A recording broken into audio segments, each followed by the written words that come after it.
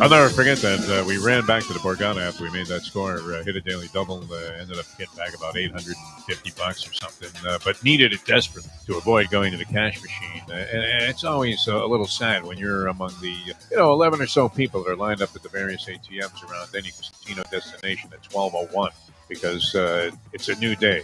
You can get new cash, but you might be out of it before you even get to breakfast.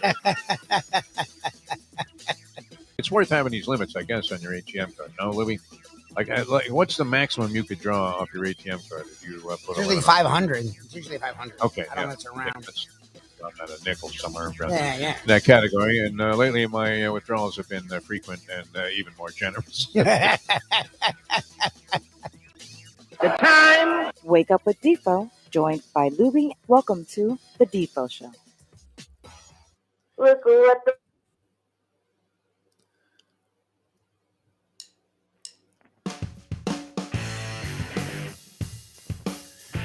All right, a few bumps at the beginning here. Good morning, everybody. Great to be with you as we wrap up another week here on South Florida Live. And we're just getting started with a Degenerate Friday. It's the Defo Show. Jeff DeForest and one Mike Lubie Lubitz. And it does seem like it creates a little bit of a technical helter-skelter for Lubie when he's out on the road with the Mike Mayo Lunchbox Show, which you were yesterday. And this is a concept I can embrace. Now, I didn't make it out there. It was kind of a schlep, and I had some things to do, and right there in the middle of the day. But you were out there with the lovely Nikki Mohan, and, of course, the universally renowned Mike Mayo, known for his sports writing, his editorial commentary, and, of course, now his ability to critique and guide people when it comes to all forms of culinary delights and activity with Mike Mayo's Lunchbox. But what was the lie? I mean, it had to be great. Anytime you're in a situation where they're encouraging you to drink during the show, I always find that a favorable one. So how'd it go yesterday with Mike Mayo, Mike Luke? Oh, well,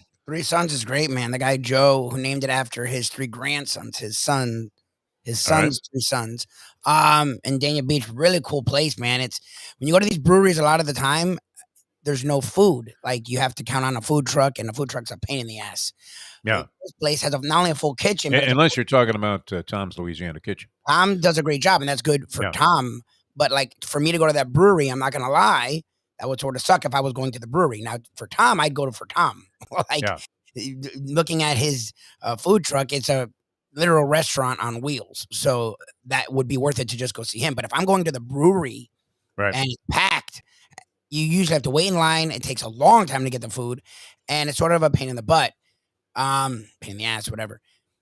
Three Sons not only has a full kitchen, but they take the kitchen seriously. Like, they literally had these wings with a wasabi aioli, and they did a margarita pizza, and they had this like shrimp taco that was like elevated. They did a duck confit slider. Like, where do you get that at a brewery? So, like, they take the beer and the food just as serious as one another. So that place is amazing. Like, I plan to go back. My father-in-law loves beer and he loves breweries. So, like, that place was spectacular, and it was only lunchtime. And even for lunchtime, they had a decent crowd. When we were leaving, like, they had a decent crowd. So it was like people have found that place. And they hard to find. I mean, is it like it's a little bit of a maze to get there? Because there's another brewery where I went to see my buddy who provided the music, custom music for the show, Albert Castillo, and he was playing at one of these breweries also there by the Port Everglades. And, you had to meander in and out, and it was a little bit of a tough find. Yeah. The way they have to have it set up for the beer, they're usually in a warehouse district. Yeah. But it's fine. Once you find it, you're going to be there. So it's worth it. We had a really good time. All right. I like that. You're like Yogi Berra now. Once you find it, you're there. Good job, Lubie. Like, you're not going to go have one beer and leave. Like, you'll be there 2-3 hours. Like, they have the little games, and they have they have TVs, and, like, it's a really cool setup.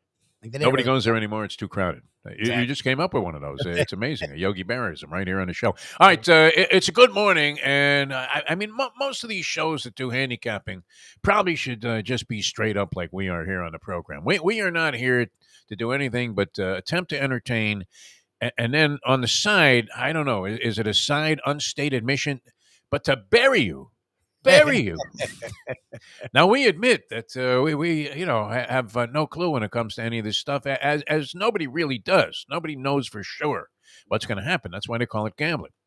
And so we were looking at, and I facetiously gave out Jacksonville and the under yesterday in the Hall of Fame game. And, of course, it was a romp by the Raiders over the Yes. Jacksonville Jaguars. 27-11 was the final. And the over-under total was a very modest 30 and a hook. Because that game traditionally has zero scoring in it. Yeah, it didn't Is have it a not? lot. I mean, like a dreadful 7-6 affair. 2 field goals by one team and a late touchdown by the Scribinis on the fifth team. Usually ends up deciding the game late. And so I don't know. I mean, Jacksonville has been a dreadful team. If you were just going on paper, and this was something that we alluded to yesterday, this handicap for Tom Casale from the Brent Musburger Berry America campaign, now known, I guess, as Action Sports.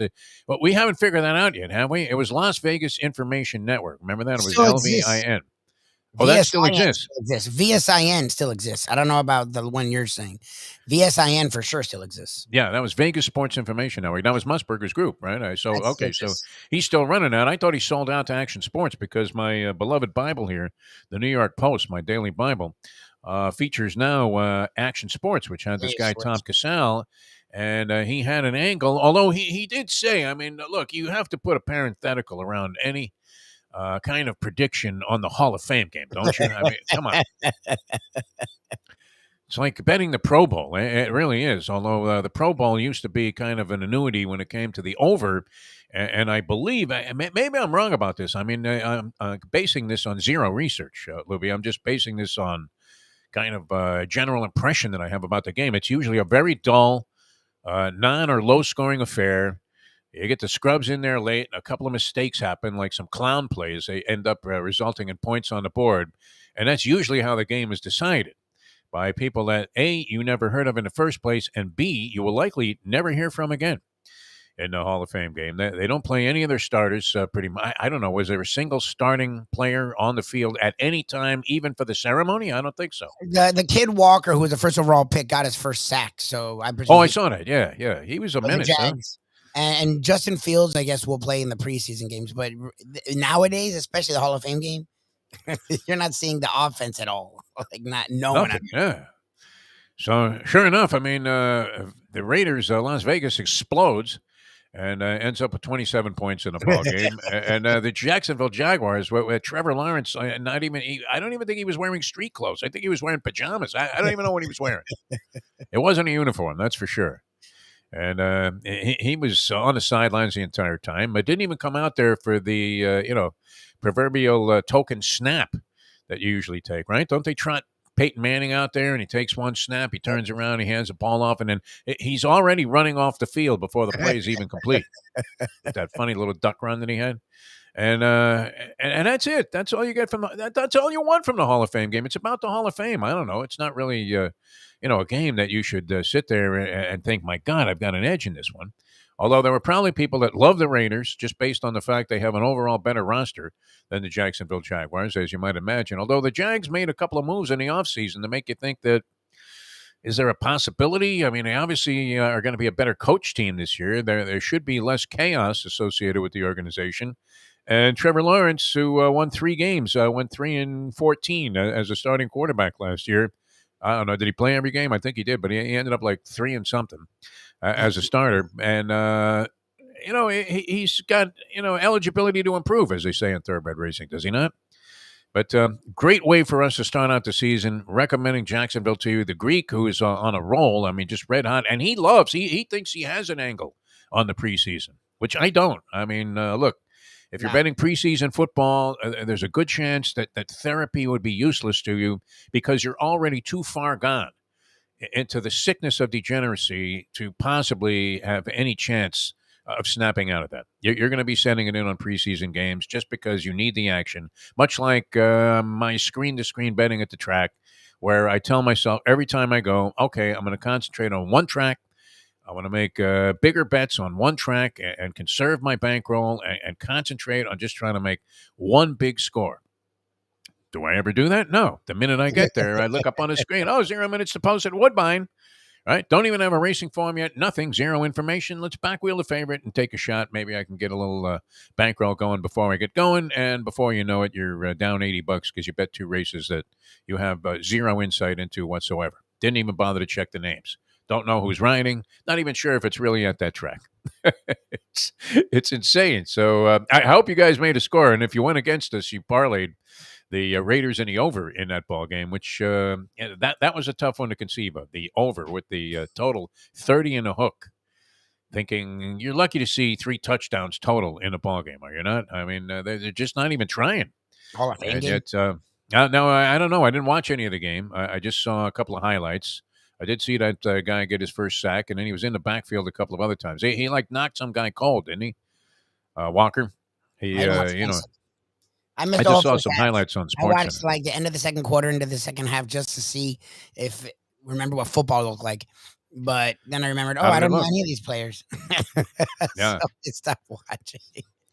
All right, now we're a week away from a larger slate of preseason games. Does everybody get into action next week? Because it starts on Thursday next week. Yes. And I'm already looking over the lines here as if I had some insight into this after burying the public with my Jacksonville under parlay suggestion from yesterday. But, I mean, that's the way to start the season, right? Just get smacked in the face with reality that you have no idea what you're doing, and there's no way that you should be making any predictions on these preseason games.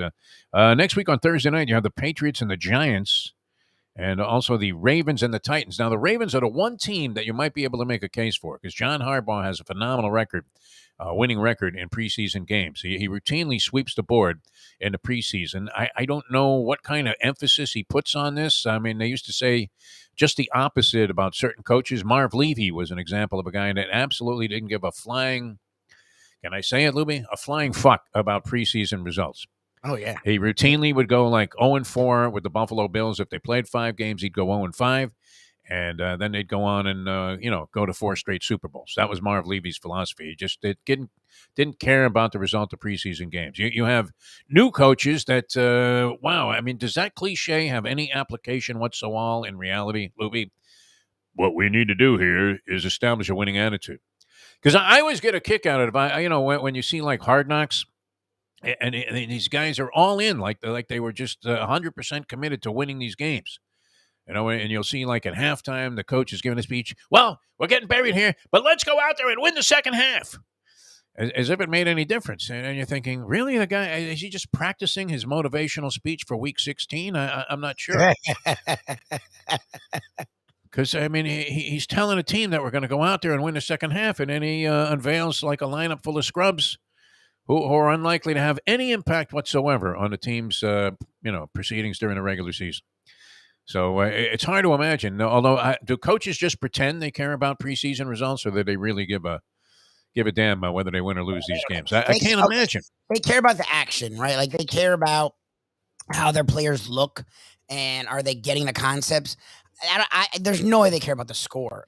If they care about the score, then that's just lunacy, because it's not, half of it is just players that won't be there. If not, last night was like 80% of the players that won't be there, but like they care about proof of concept and all that crap. They don't care about did we win? Like the Jags aren't like, we're 0-1. Imagine it. I mean, they're walking around like they can't speak to anybody today. Don't want to talk to their family when they get home. How'd it go at work here? Get out of my face. Jackie, leave me alone. Go to bed. Downtrodden. I mean, and realizing that it's going to be a week before they can seek any form of redemption after losing in hideous fashion to the Raiders on week number 1 of the preseason. All right, so the Hall of Fame game is in the books, and I don't know that really kicks off the NFL season. I'm going to consider like next week to be the start of the preseason. And we'll see what happens. I'm not sure that there are any indicators that we're really looking for. I mean, what are we trying to find out? Are we going to see if Tua really has it at the quarterback position during the Dolphins' 3 preseason games? Are we going to see any kind of synchronization there? Is Tyreek Hill going to look like a bust and perhaps a mistake that the Dolphins invested as much ammunition as they did? I shouldn't say ammunition anymore with what's going on in the country, right? Honestly. So is that a word that you can't use? If I was Doug Adler, ESPN would have already fired me. What are you talking about? What are you talking about ammo on the air for? I think about it all the time because I'll tease like, take your chance at a Lane Lever's gift certificate. And my first sentence, usually to tease, I want to say take your shot. And then I'm like, I guess you can't say shot anymore. Can't say anything anymore, man. Can't say shalom anymore. I just think that crap. And I was sort of joking when he was like, we should have a degenerate work camp. And I'm like, yeah, being Jewish, I don't really like the term work camp. Yeah. I know it's all semantics. I was just joking, but I'm like, yeah, just in case some Jew out there is like, what the fuck?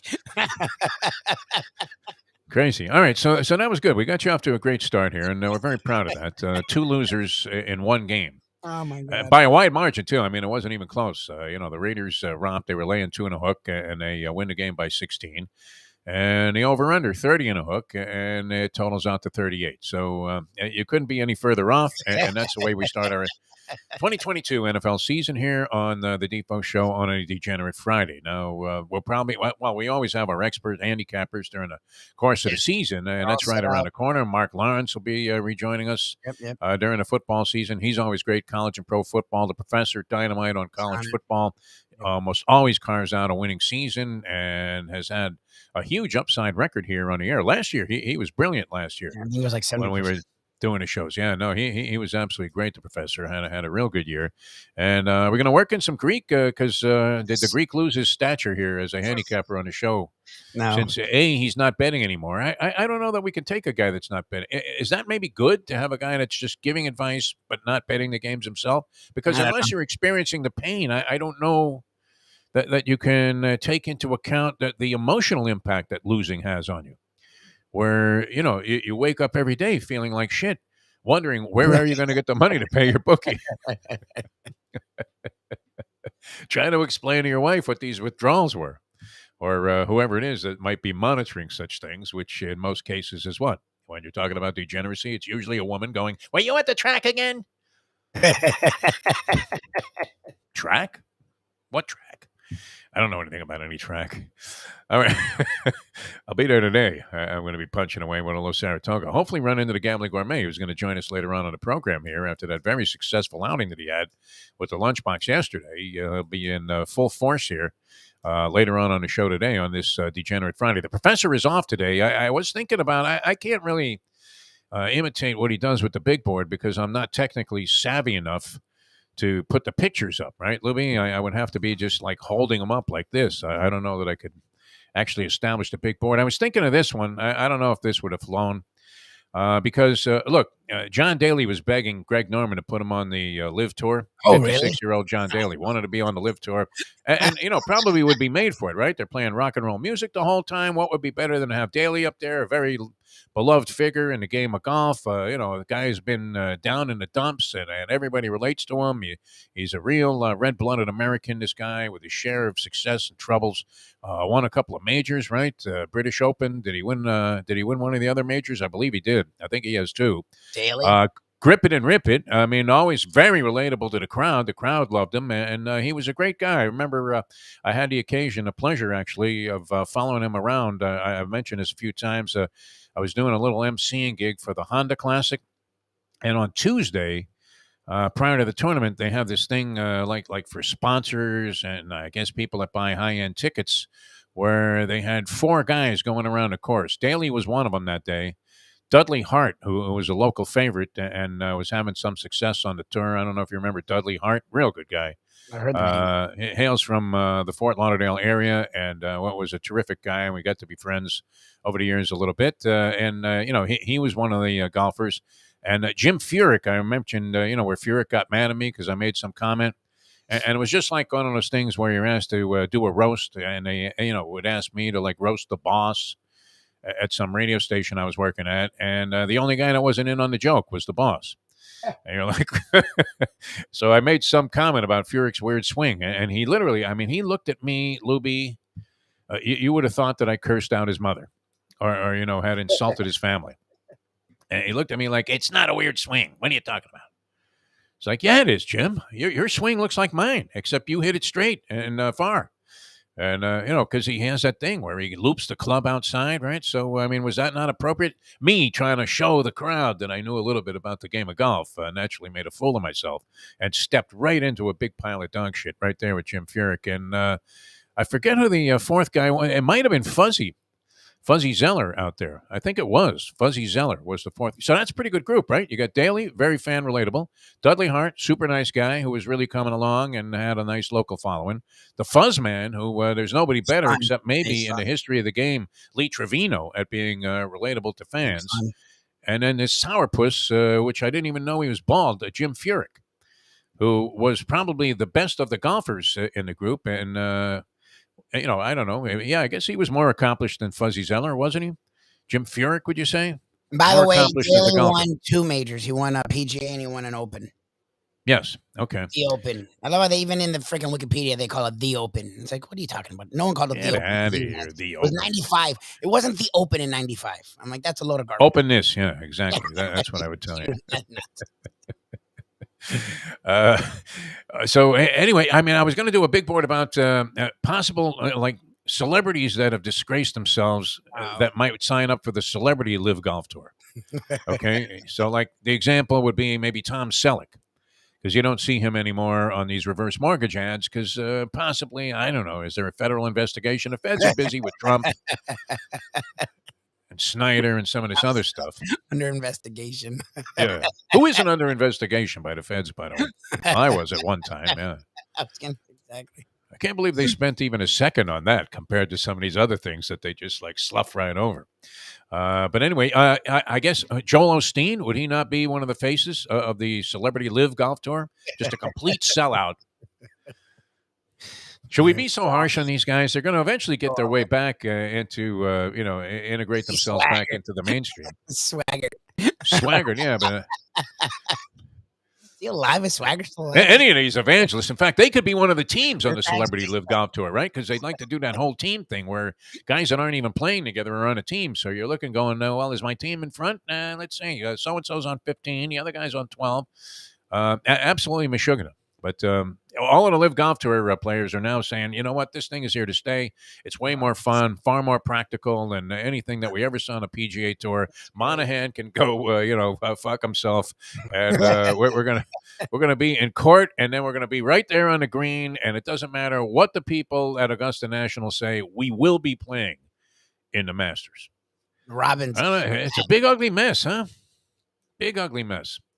What if the PGA didn't ban these guys? Would they have been able to coexist with the Live Tour and just say, or would they find themselves on certain weeks where the Live Tour now going to have 14 events, I guess, next year, where, I would imagine they keep going. Do you think the Saudis are going to run out of money anytime soon? No, the money is never going to be an issue. What I find interesting is, what would be the point of them opening a Live Tour to not compete? Like, just to be, like, I don't understand why they would need a Live Tour just to be a companion. Like, the PGA has plenty of events. Like, that's the only reason you open it up is to go after them. Like, this thing where they're now suing players, or a few players are suing the PGA. I don't even know what you do with 11 guys are suing the PGA, and now the Masters is looking at this thing, and they're trying to figure out where they stand with it.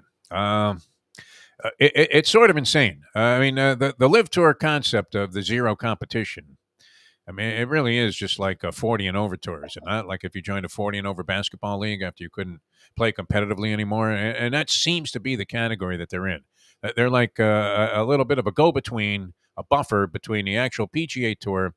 They have a couple of guys that obviously would be competitive on the PGA Tour today. Maybe like a dozen of their guys, possibly out of 48, would have a chance. There's this guy, Perez, and I forget his first name. He has been like 15 over in the 2 tournaments, or what have they had? 3 events? Yes. But anyway, he's been horrible, but he's cashed for over $1 million in the last 2 events. In addition to whatever they paid him to sign up for the tour, because he somehow, even though he's been like +5 and +7 for the tournaments, his team has ended up like winning it. And so they split like some phenomenal amount of money. And I guess it's $3 million for the winning team. So he got $750,000 in 2 consecutive tournaments where he was completely out of it and would have never made the cut if there was a cut. I mean, how do you turn that down? You turn your back on that. If you're a guy, this guy Perez, who I don't know, was he winning any PGA events? I don't even remember his first name, and I just read it like 5 minutes ago. Andy's calling it Pascual Perez. I like Andy's idea of combining UFC and golf, and I feel like if there is, like, that's how they should. And yeah, playoffs. Don't have a playoff. You play, and if you tie, now you have to get in the ring, the squared circle, and now Joe Rogan just beat the shit out of each other. Right. Yeah. While wearing those Sansa slacks, right? They have to wear the same clothes with the hat, with the golf shoes. They wear those green Hale Irwin slacks with no belts. Well, that was my idea for the big board. Celebrities who've been disgraced or endorsed disgraceful things and have sold their soul to the devil for money, join the Celebrity Live Tour, and there would be any number of examples. I guess Theismann, he's a pretty good golfer, right? He could be the commissioner. Yep, Theismann. He might be in the Greg Norman role, Joe Theismann. We have him recruiting everybody who's ever sold anything that was of a bogus nature on TV, including the idea that you can get closer to God by sending me all of your money, Mr. Osteen. I find that concept a little bit hard to swallow, but nonetheless, people are buying it. Let's face it, that post office box is never removed. The graphic on the bottom right corner of the screen there, anytime Osteen says, "And God will set you free." It's just there. There's an arrow pointing to the post office box. Send us everything right now. A blank check. We'll fill it in for you. All right, a lot of other things happening. Well, I mean, I guess, I don't know, is it even big news? It was big news that this sentence was passed down on the Brittney Griner case. All you can think of is William Hayes, man, win Midnight Express. Life for what? Now, the truth is, and I would imagine this may be true of many of you out there, I probably have more hemp residue in the floor mats of my Tiguan than Brittney Griner had in her suitcase. That's possible, right? And I rarely smoke weed, but that's possibly true, that at some point in time, you've dropped a couple of little buds down there or some ashes in the floor mats of your car. And if they picked that up at the airport there in Moscow, I would be doing life. I really would. What did she have? Was it less than 7 grams or less than 1 gram of cannabis in her carrying luggage? I thought she just had a vape, because that's what she had a vape. Yeah, but it was like the measurement. Sell a vape, because that's what didn't they get? Isn't that what they got her on? Having it, and then also the idea to distribute. I'm like, how do you distribute a vape? I'm like, who's distributing this weenie amount of weed that she had? She didn't have enough weed, to comprise a dime bag somewhere. I mean, if she had rolled a joint, she would have had more weed on her, I guess, than they found her with. Now, I would have to say that is Billy Hayes-esque, is it not? Midnight Express, 9 years for that? You've already been in jail for half a year. If they had just let her go and said, "Don't do it again, Brittney," that would have been more than enough, and you would have already thought, wow, this was beyond cruel and unusual, what happened to this woman, to be in a Russian prison for 5 months already on this thing, uncertain of what her fate is going to be. And then you're thinking, they're going to tack 9 years onto that and some prison colony. I mean, you're thinking, eating soup that was made from grass out of a bowl once a day and, sitting there in some very harsh circumstances.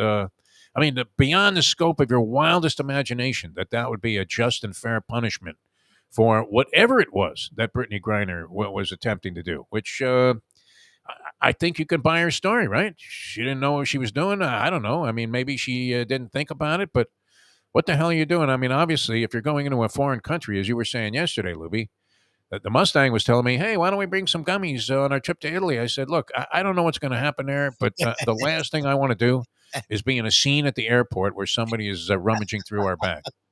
Oh my God, that's all you need.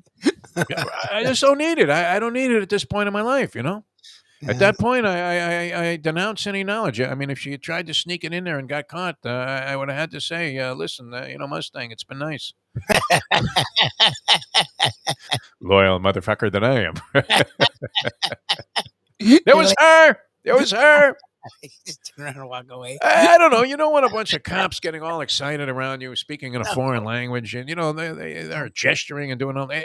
It's crazy. It's insane to even think of attempting this into Moscow. We know this, okay? Obviously, a really dumb move made by Brittney Griner. Now, does she deserve to be going through what she's going through, whether you like her or not, whether you're, saying, well, she had to come in here, look at that. She wouldn't even stand up for the national anthem. She said it should never be played at any sporting events.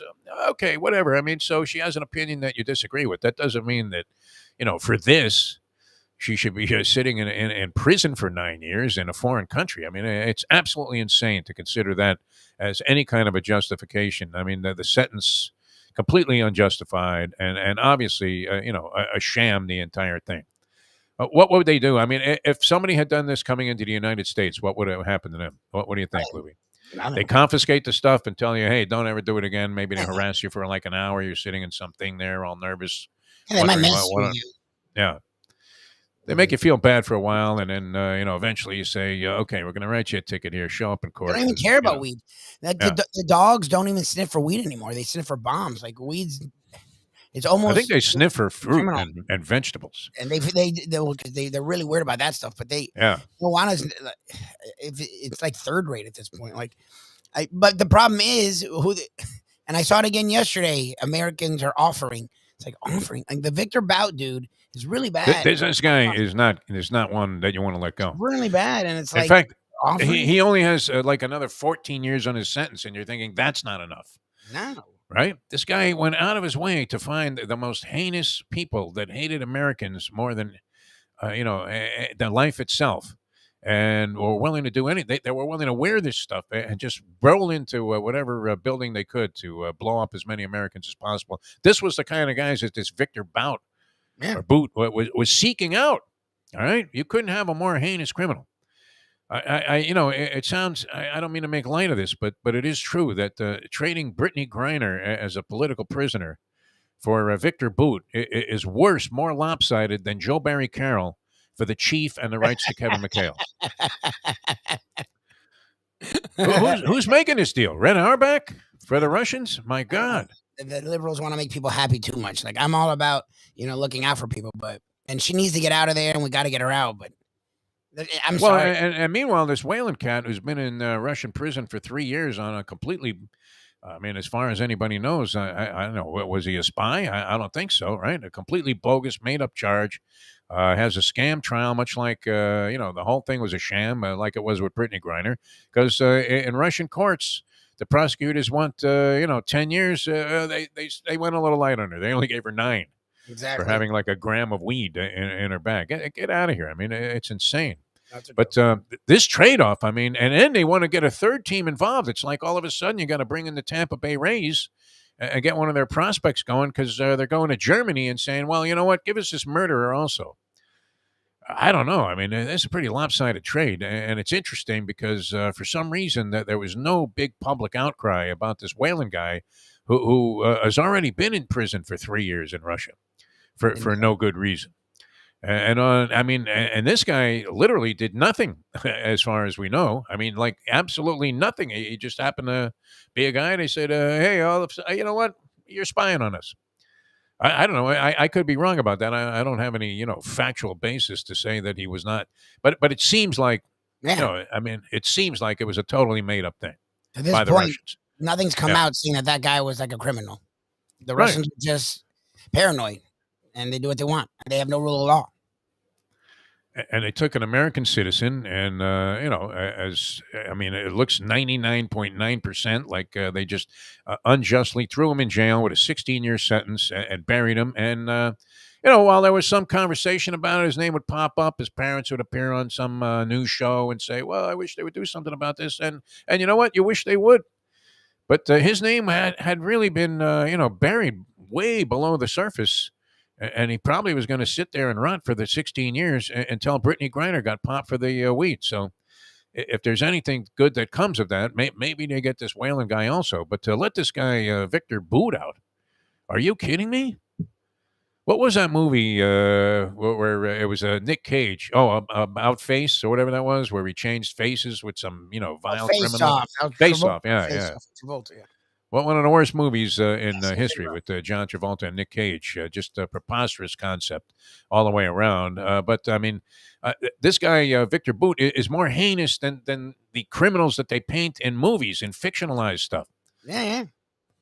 He wants everybody dead. And I would imagine that his opinion about Americans probably, didn't simmer any while he was on ice for 10 years already in American prisons. What do you think, Lubie? Well, the minute this guy gets out, he's back in action.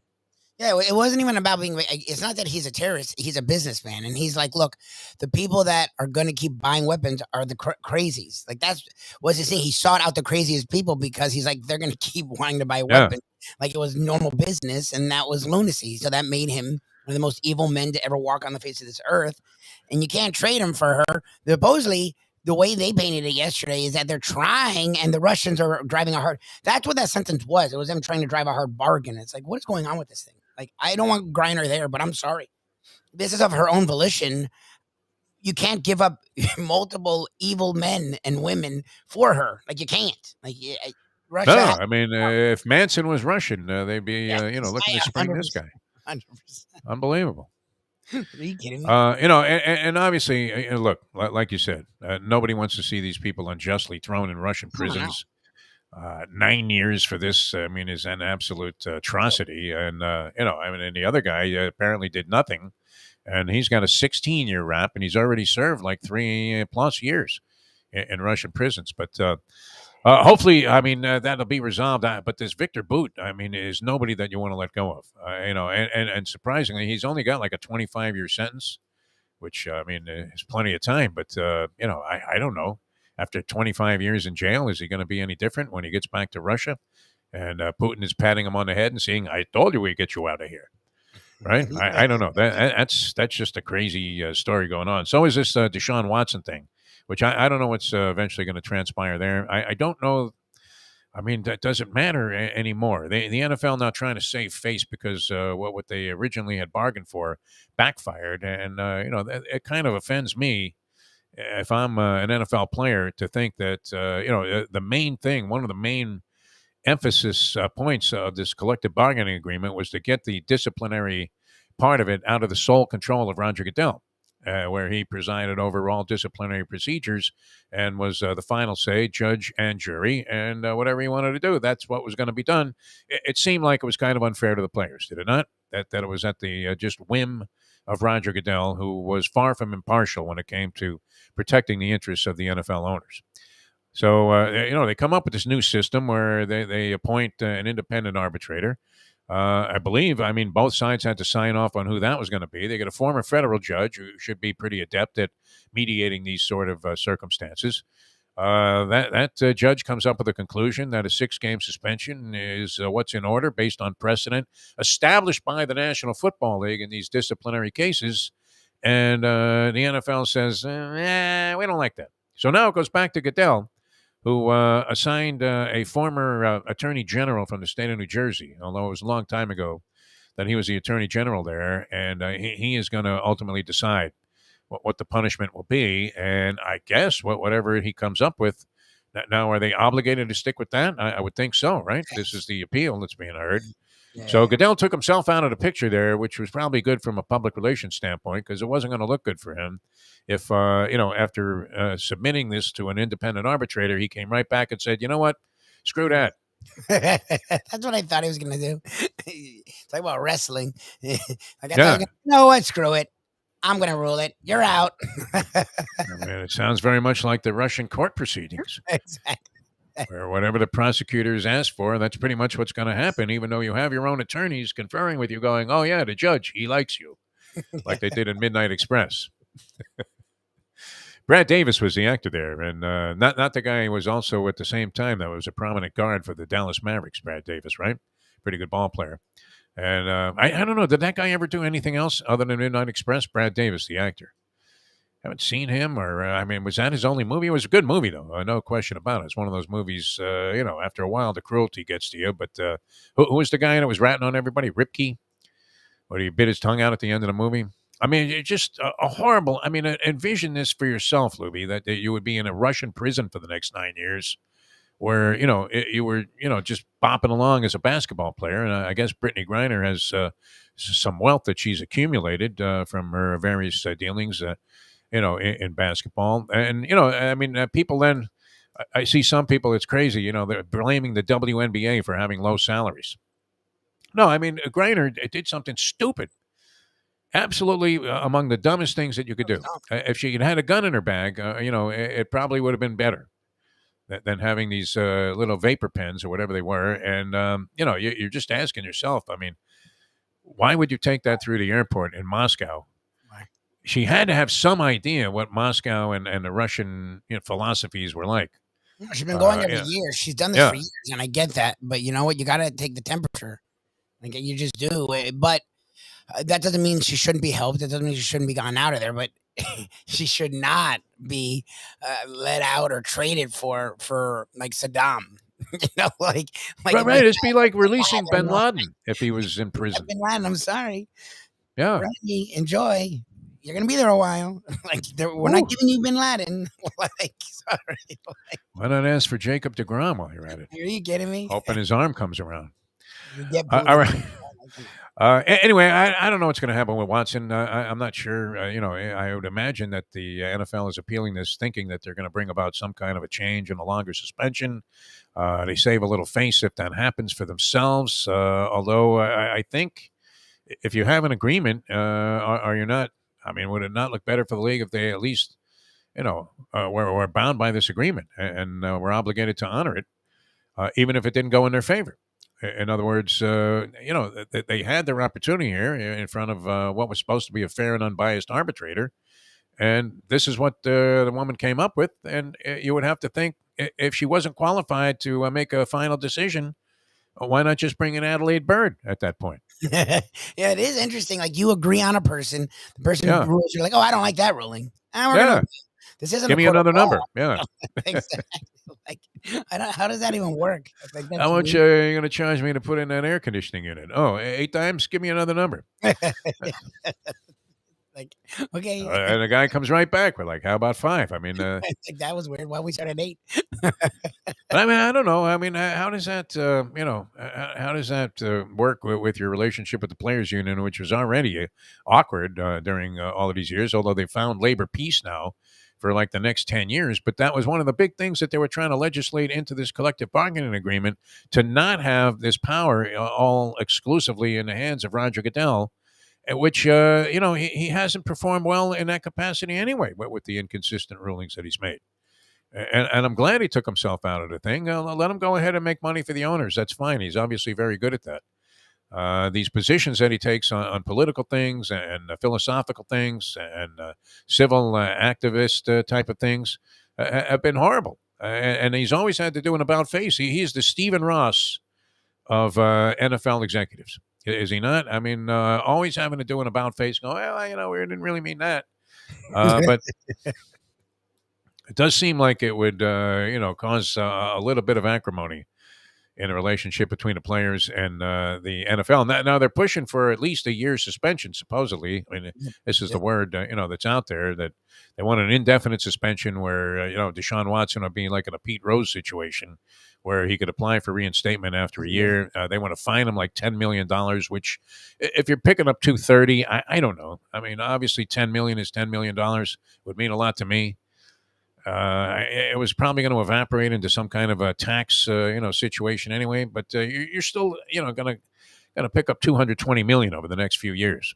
I think you could live with that, no, Lubie? I mean, how punitive can it be to be fined a steep fine by the NFL, unless you just said the guy can't play for 5 years, and if he can come back, then so be it.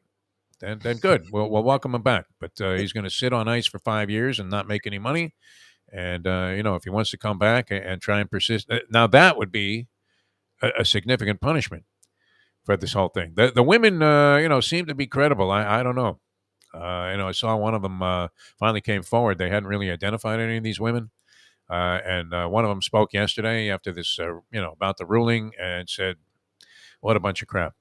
Very soft ruling. So, reacting to that, Roger Goodell is going to try and you're saying that Deshaun Watson then is on the field while all of this is taking place? Well, I read that. Yes, I read like that. He likes to be playing games at the beginning of the year if this is still undecided. What I read was as long as there's an appeal going on, he can be with the team. Like that's what I read. Now I don't know if anything further has come out, but I mean, it sort of makes sense. It suspends the sentence while like the appeal. It suspends the sentence, so it would make sense that he would be able to take part in stuff until there's an actual sentence. I just don't understand the whole it would be worse for the NFL if he started the season playing. Oh, no, it'd be horrible. That's what I'm saying. Like, I don't get this thing. I don't get the 6 games and just end it. I wasn't happy about it, but you're dragging this thing on. Like, the whole point is to put this to bed. Like, you're dragging it on. Like, he's settled with everyone but one woman. If the women have a problem, then don't settle with him. If you're going to settle with him, then you have to go away. Like, pick. Let me guess. Do you think the sponsors of the NFL are putting a little pressure on Goodell, saying, this isn't a favorable look, huh? How are we going to talk women into coming in and buying Subway sandwiches or drinking Budweiser if you're going to have a stance like this, Raj? Huh? That could be. I don't know. I mean, you would think, like you said, Lubie, I think you're right on, and I would believe this to be a better position for the NFL. Not that I'm making these decisions or that it would make any difference what I think, but that they would be better off just saying, okay, let's go. That's what happened. Like, I didn't like this. It wasn't our decision. We wanted much more for this guy, but these were the parameters of the deal. And a competent judge was assigned to the arbitration. This is what she decided. And you know what? Maybe we need to go back and take a look at our personal conduct codes and, viable punishments and, things of that nature. But, I mean, it's a very unusual case also where, I mean, this is a strange behavior on the part of Deshaun Watson. That's true. And not to minimize what damage he might have done to these women that he was approaching and making at least feel, in their opinion, extremely uncomfortable about what was going on. And then the other side of that, much like with the Brittney Griner thing, is couldn't this guy have made a better decision, right? And gone somewhere where this was more than acceptable, and gotten his jollies that way, like Bobby Kraft was attempting to do. Exactly. Well, actually, like he did. I think Kraft came out of there with a big smile on his face, didn't he? Kraft did well. Yeah. He enjoyed himself. He didn't realize that the guys that were taking pictures weren't like paparazzi. They were cops. Hey. Sends over a bottle of champagne like he was an American gangster. He was Denzel Washington. Here you go, boys. Enjoy this. Have a nice Christmas. All right. Lots to do here on the program. Mike Mayo, the Gambling Gourmet, is going to join us. We don't have the professor. The big board of... I don't know if you have any suggestions of disgraced celebrities, celebrities who have sold their soul to the devil to promote not disgraced. Because Pat Fox had a good one, and he's never been disgraced, but he definitely has sold his soul. Tony Robbins, like I still don't know really. Oh, Robbins, yeah. What he does, like my dad. He'd be good on the Live Tour. Yeah, he'd be great. And I'm like, he didn't say anything there, Dad. He makes people feel good about themselves. My favorite Tony Robbins thing was, and he's very convincing, Robbins, with the big teeth and everything. He's got the same teeth as Secretariat, Tony Robbins, which somehow is impressive when a guy is given that kind of positive spiel. But and there are many people that believe that Tony Robbins, probably, saved their life from, lifelong battles with depression and failure. But he was pushing like a weight loss concept at one point where you would, master your ability to, stay in shape by having this incredible willpower. And during that period of time, he was as fat as he ever has been. I mean, he put on like 40 pounds and he's walking around as bloated. I mean, he looked like Shaq when he was with the Heat the last year before Riley finally had enough. And, and that always strikes me as being a little bit odd when somebody of that size, I mean, and then he was already a big guy, and then he looked absolutely huge. He looked like John Daly looks now, just huge. And, he's telling you that, listen, only you have the discipline to teach yourself how to lose weight. It's like, Tony, man, you're fat as a slob, man. I mean, what is that? It's like trying to believe that Tom Selleck is taking out a reverse mortgage from AIG or whatever that company is. Well, why did those commercials suddenly disappear? Yeah, I don't know. Because it wasn't like they're gone. They were on like every second. Who do you know does a reverse? Like, how many people actually bought into it? I don't know anyone that it's ever. A reverse mortgage is really scary. Like, it literally only works if someone's like on their deathbed and they have no kids. So their like nephew doesn't want to deal with the fucking house. So they're like, all right, we'll do it. Somehow, it seems like you're signing your house over to the bank, doesn't That's it? what you do. Yes, you get to have it. The minute you pass, they own it. Like you lose. It's a losing proposition unless you have no one that wants to deal with your house. Then it's like, okay, fine. It's worth it for you. All right. How about anybody, and this would include Steph Curry, who everybody loves. It would include some Biles, right? It would include the gymnast. Yeah. It would include, Belichick, Brady. Jeter. Who else has been on this thing? Jeter, I mean, at least Tiger Woods. Jeter. Jeter's eating Subway sandwiches. Serena. Serena, maybe. The entire cast of Barkley, anybody who's been endorsing Subway sandwiches Barkley, that we. I think Barkley eats Subway. Like, I can see Barkley for sure eating Subway. Like, Barkley doesn't give a shit. The rest of them outside, I really struggle to see Steph Curry walking. You don't think that there's a sub shop in San Francisco that would eclipse the desire to go to Subway for Steph Curry if he was ordering a sandwich? And this is National Sandwich Month. Jim Sarney would tell you that. That whole crew could probably be on the Live Tour. No, because, I mean, they sold their soul to Subway for whatever endorsement money they were getting. We know they don't eat there. Come on. Tom Brady's eating at Subway. Well, then Shaq. Remember Shaq? Was it Buick? Like, he would be in this tiny-ass Buick. Or Tiger was Buick. Tiger was Buick, Or Kia. Shaq was in one of those cars where it was like he's sitting in the back seat so that he could sit in the car. It's like there's no way Shaq could, hit the pedal, comfortably with his leg. It wouldn't be up against his chin. There's no way Shaq. I don't even know how to pronounce this. Let me see. I wrote it down here. All right, let me find it. Okay. Ayahuasca, whatever. How do you pronounce this drug that Aaron Rodgers is taking? Oh, yeah. Did you see that? He's like, yeah, changing my life. My word. We can see, Aaron. We've seen it change your life. You're a weirdo. Holy Carlos Castaneda, man. This guy wrote a bunch of books about, taking drugs in Mexico with Native Americans. And, he was talking about how peyote buttons gave him this level of clarity that he never could have ever imagined. Mostly because it just wiped out everything that was in his mind to begin with. So we're to believe that this guy's gone Doc Ellis now. And actually, he said it. So let me ask you this, Lubie. Why is the league not concerned at all with its ties to gambling and FanDuel and DraftKings?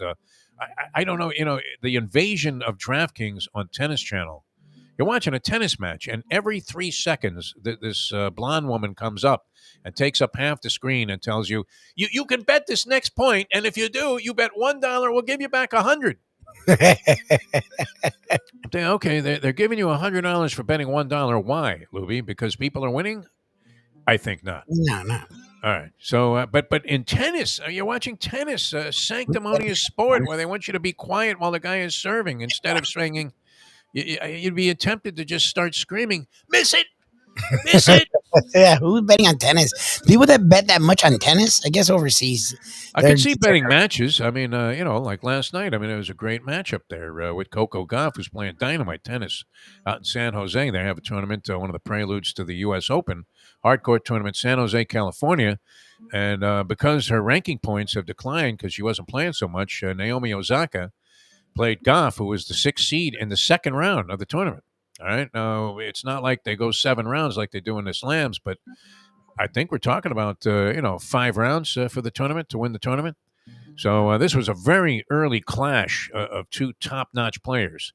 Gauff was sensational in her opening round match. I have never seen this woman play better, Lubie. Nice. So if you thought she was going to, dive into some kind of depression tank. Isn't she like 16? She's not even a woman yet. She's like 15, 16. She's 18 now. 18. She is 18. Oh, good for her. Yeah. Has matured a lot as a player and really just mopped the floor with some Russian chick. And, she looked so great in her opening round match that you were thinking, my God, she should be able to handle Osaka, who has made a nice rebound and seems to be enjoying herself a lot more than she was. Maybe, we should give this woman a little bit of slack. It seems like the crowd is now responding in a more positive way to Osaka, who, when it was announced, Coco won her first match, and so they're interviewing after, and the guy... Ayahuasca, that's what it's called, yeah. Well, the guy that was doing the interview after the match, they were on the court to the crowd with Coco, mentioned that the next match is Osaka, and that drew like a round of boos, okay? Osaka's name... But they had nothing but respect for her, and she played her eyeballs out, even though she lost in straight sets, trying to really battle her way back after being down 5-1 in the second set. And they were playing some real good, lights-out, power tennis. Right? Nice match all the way through. But, I could see betting on a match like that because I'm sure, I don't know, Osaka's very popular, obviously, with the Japanese, who probably were betting their brains out on this thing. And I don't know if that lowered the odds. This is real degenerate talk, isn't it? Yes. Those Asians, man, they were sending it in like they were playing Baccarat at the Borgata. It was incredible. But that might have kept the odds. If you were watching what's been going on this season, you would have had to have favored Coco over Naomi Osaka at this point. Although Osaka looks like she might get her form back. She sucks. I don't know that she sucks. I mean, she's not winning, right? She keeps didn't she lose Wimbledon in the first round, or was it the second round? Like she keeps struggling. Yeah. I mean, she's not winning tournaments. That's for sure. She doesn't suck, but she hasn't really come back to that top form she exhibited. I'm not saying she's done forever. I'm just saying right now, like she's in this phase where she's struggling. Yeah. And so it's hard to and also, I mean, other women have been playing a lot more, and and playing at a higher level. Coco Gauff has been playing at a higher level all year. Oh yeah. Than A, she ever has in the past, and B, I mean, she made the finals there of what was that? The French Open? Yeah, French Open, and lost to Swiatek, who was sensational at the time, but now it's cyclical, Lubie. See, this is what you have to be careful of, especially with tennis, because all of a sudden Swiatek is vulnerable.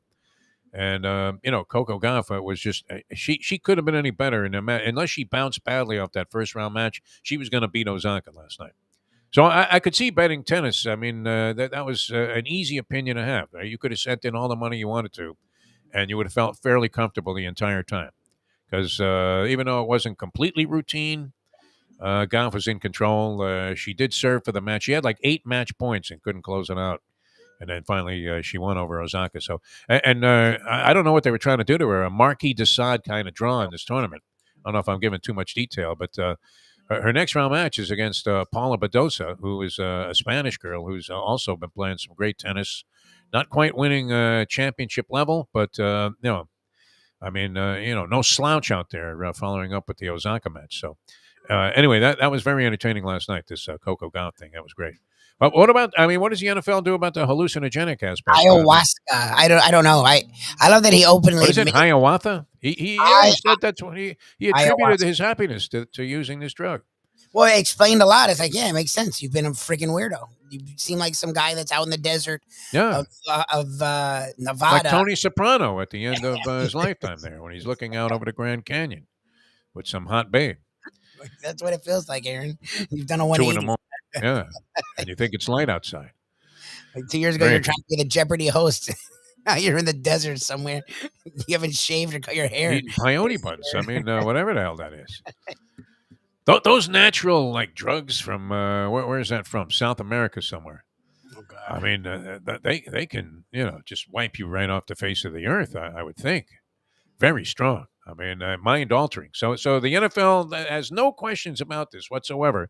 But Ricky, they wanted him out of football for life, and Josh Gordon, I mean, couldn't get his career rolling. My God. I mean, you talk about and no one will say anything. You think Goodell's going to talk to Aaron Rodgers and go, "Hey, listen, Aaron, I don't care if you do this stuff, but just don't talk about it." What are you, Lance Armstrong, for God's sake?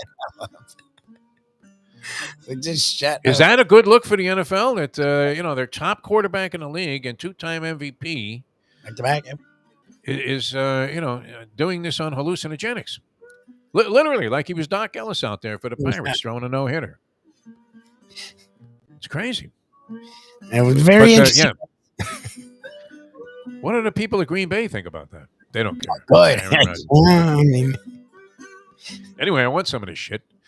Where can we get it? All right, we're yapping for an hour, man, but I can't, say enough about Hialeah Park. Enough good things, man. It's just absolutely brilliant. Saratoga calling my name all week long. When they start up on Wednesday, I start thinking, Toga. Leslie Fisher's going to be there today, I believe, at Saratoga. And the Whitney Stakes tomorrow. They got a big weekend of racing.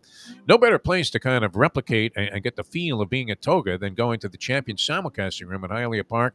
And you will see what I'm talking about if you do it. If you haven't been there for a while, I know we have a lot of degenerates. They're thinking it's a bit of a schlep. Maybe you live in Northern Broward or something. It's worth the trip just to go back there. And you talk about an hallucinogenic. I mean, it smacks your memory bank right back into a reality that you thought was glorious going back into the heydays of racing there at Hialeah Park. And it really was. Lubie, I wish I'd known you then. It was the most fun you could possibly have at a racetrack, Hialeah Park. And I've been to many, many beautiful places, spent a lot of time out there at Santa Anita and, Keeneland. There was nothing like Hialeah. back in the day. Now, you're thinking, all right, well, that was back in the day. What about now, Defo? Now, I mean, the grounds are just as impeccably kept as they were back then. Absolutely beautiful and inspiring. And then they have this dazzling casino. The Champion simulcasting room overlooks, you can go outside, see the track on one side, see the paddock area there on the other side, and you really feel like you've turned back into time, or you're at Saratoga itself, and then you can go in there, punch away, and be screaming at the big screens that they have, or have your own private booth. Really just a fantastic time. If you really want to get the feel of what it's like to be at one of these boutique meets like Saratoga and Del Mar's going to, Hialeah Park would be the place to take that in. Also, I mean, they know what they're doing there, so they have plenty of self-betting machines, and they all work, which is not necessarily an accommodation that some racetracks have, where you're punching the machine. 1 minute to post, you're finally going to hit a race, and now your money's stuck in the machine. They all work. And they have people on the scene there that can make sure that you have a great, great time. The customer service unparalleled at Hialeah Park. A poker room is always absolutely pristine. And then, of course, the casino is hopping all the time. Open till 5 a.m. on the weekends, so that's tonight and tomorrow. They open up at 9. Make your plans and clear your social calendar. Plan a day. Get back there. Have the experience, the beauty of being at Hialeah Park. And get a player's card, too, because, wow, I mean, you talk about a rewards program. Absolutely sensational. On par with any casino outfit anywhere in the country, anywhere in the world. The rewards program at beautiful Hialeah Park. All right, we're coming back with more. Mike Mayo, the Gambling Gourmet, around 8:30 today. We will take you up until 9 o'clock here on the Defo Show. That's Mike Lubie Lubitz. I'm Jeff DeForest. We have Mike Mayo's Lunchbox on South Florida Live, a big hit of a program coming up at 12 o'clock today. So a double dose of Mayo. Who I can't believe Mayo, a guy from Brooklyn, a Jewish kid from Brooklyn. Now, first of all, I mean, I know his father changed his name and shortened it to Mayo. Was it Moskowitz? What was his original name? Something like that. But how can he put mayonnaise on French fries, man? That is sacrilegious. He shouldn't have to. I mean, if I saw him doing that, I would fire a yarmulke right at his head and say, "What are you talking about? That's a disgrace."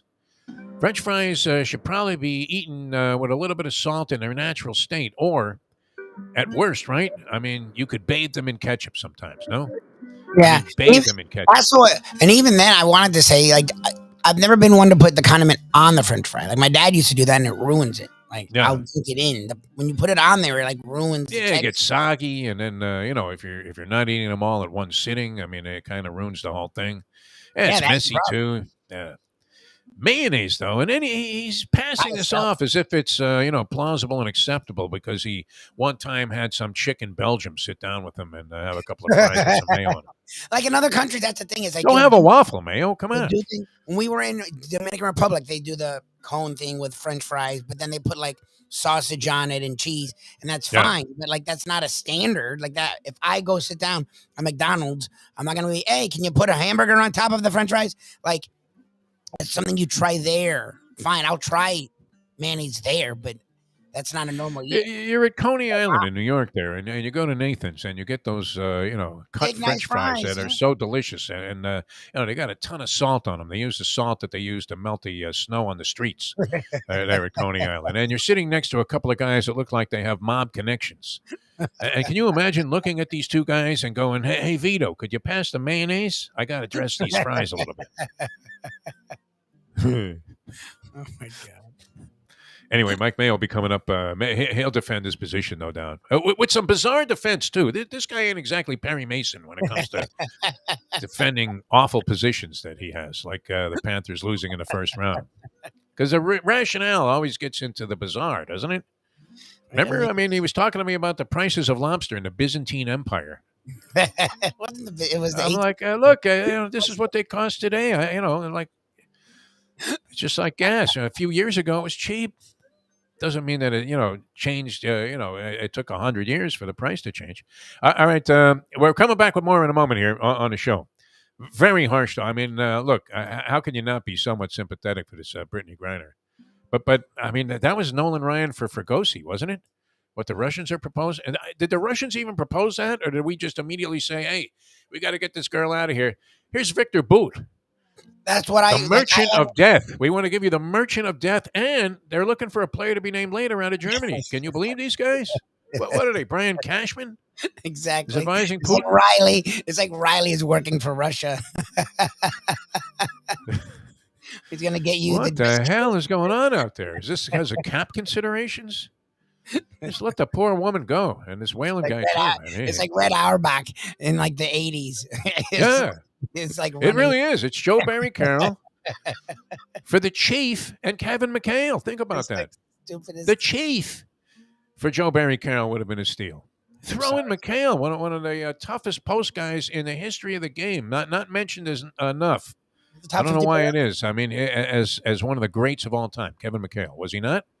Kevin McHale. I mean, when Larry Bird, you don't think Birdman, as great as he wasn't happy to have McHale out there? Come on.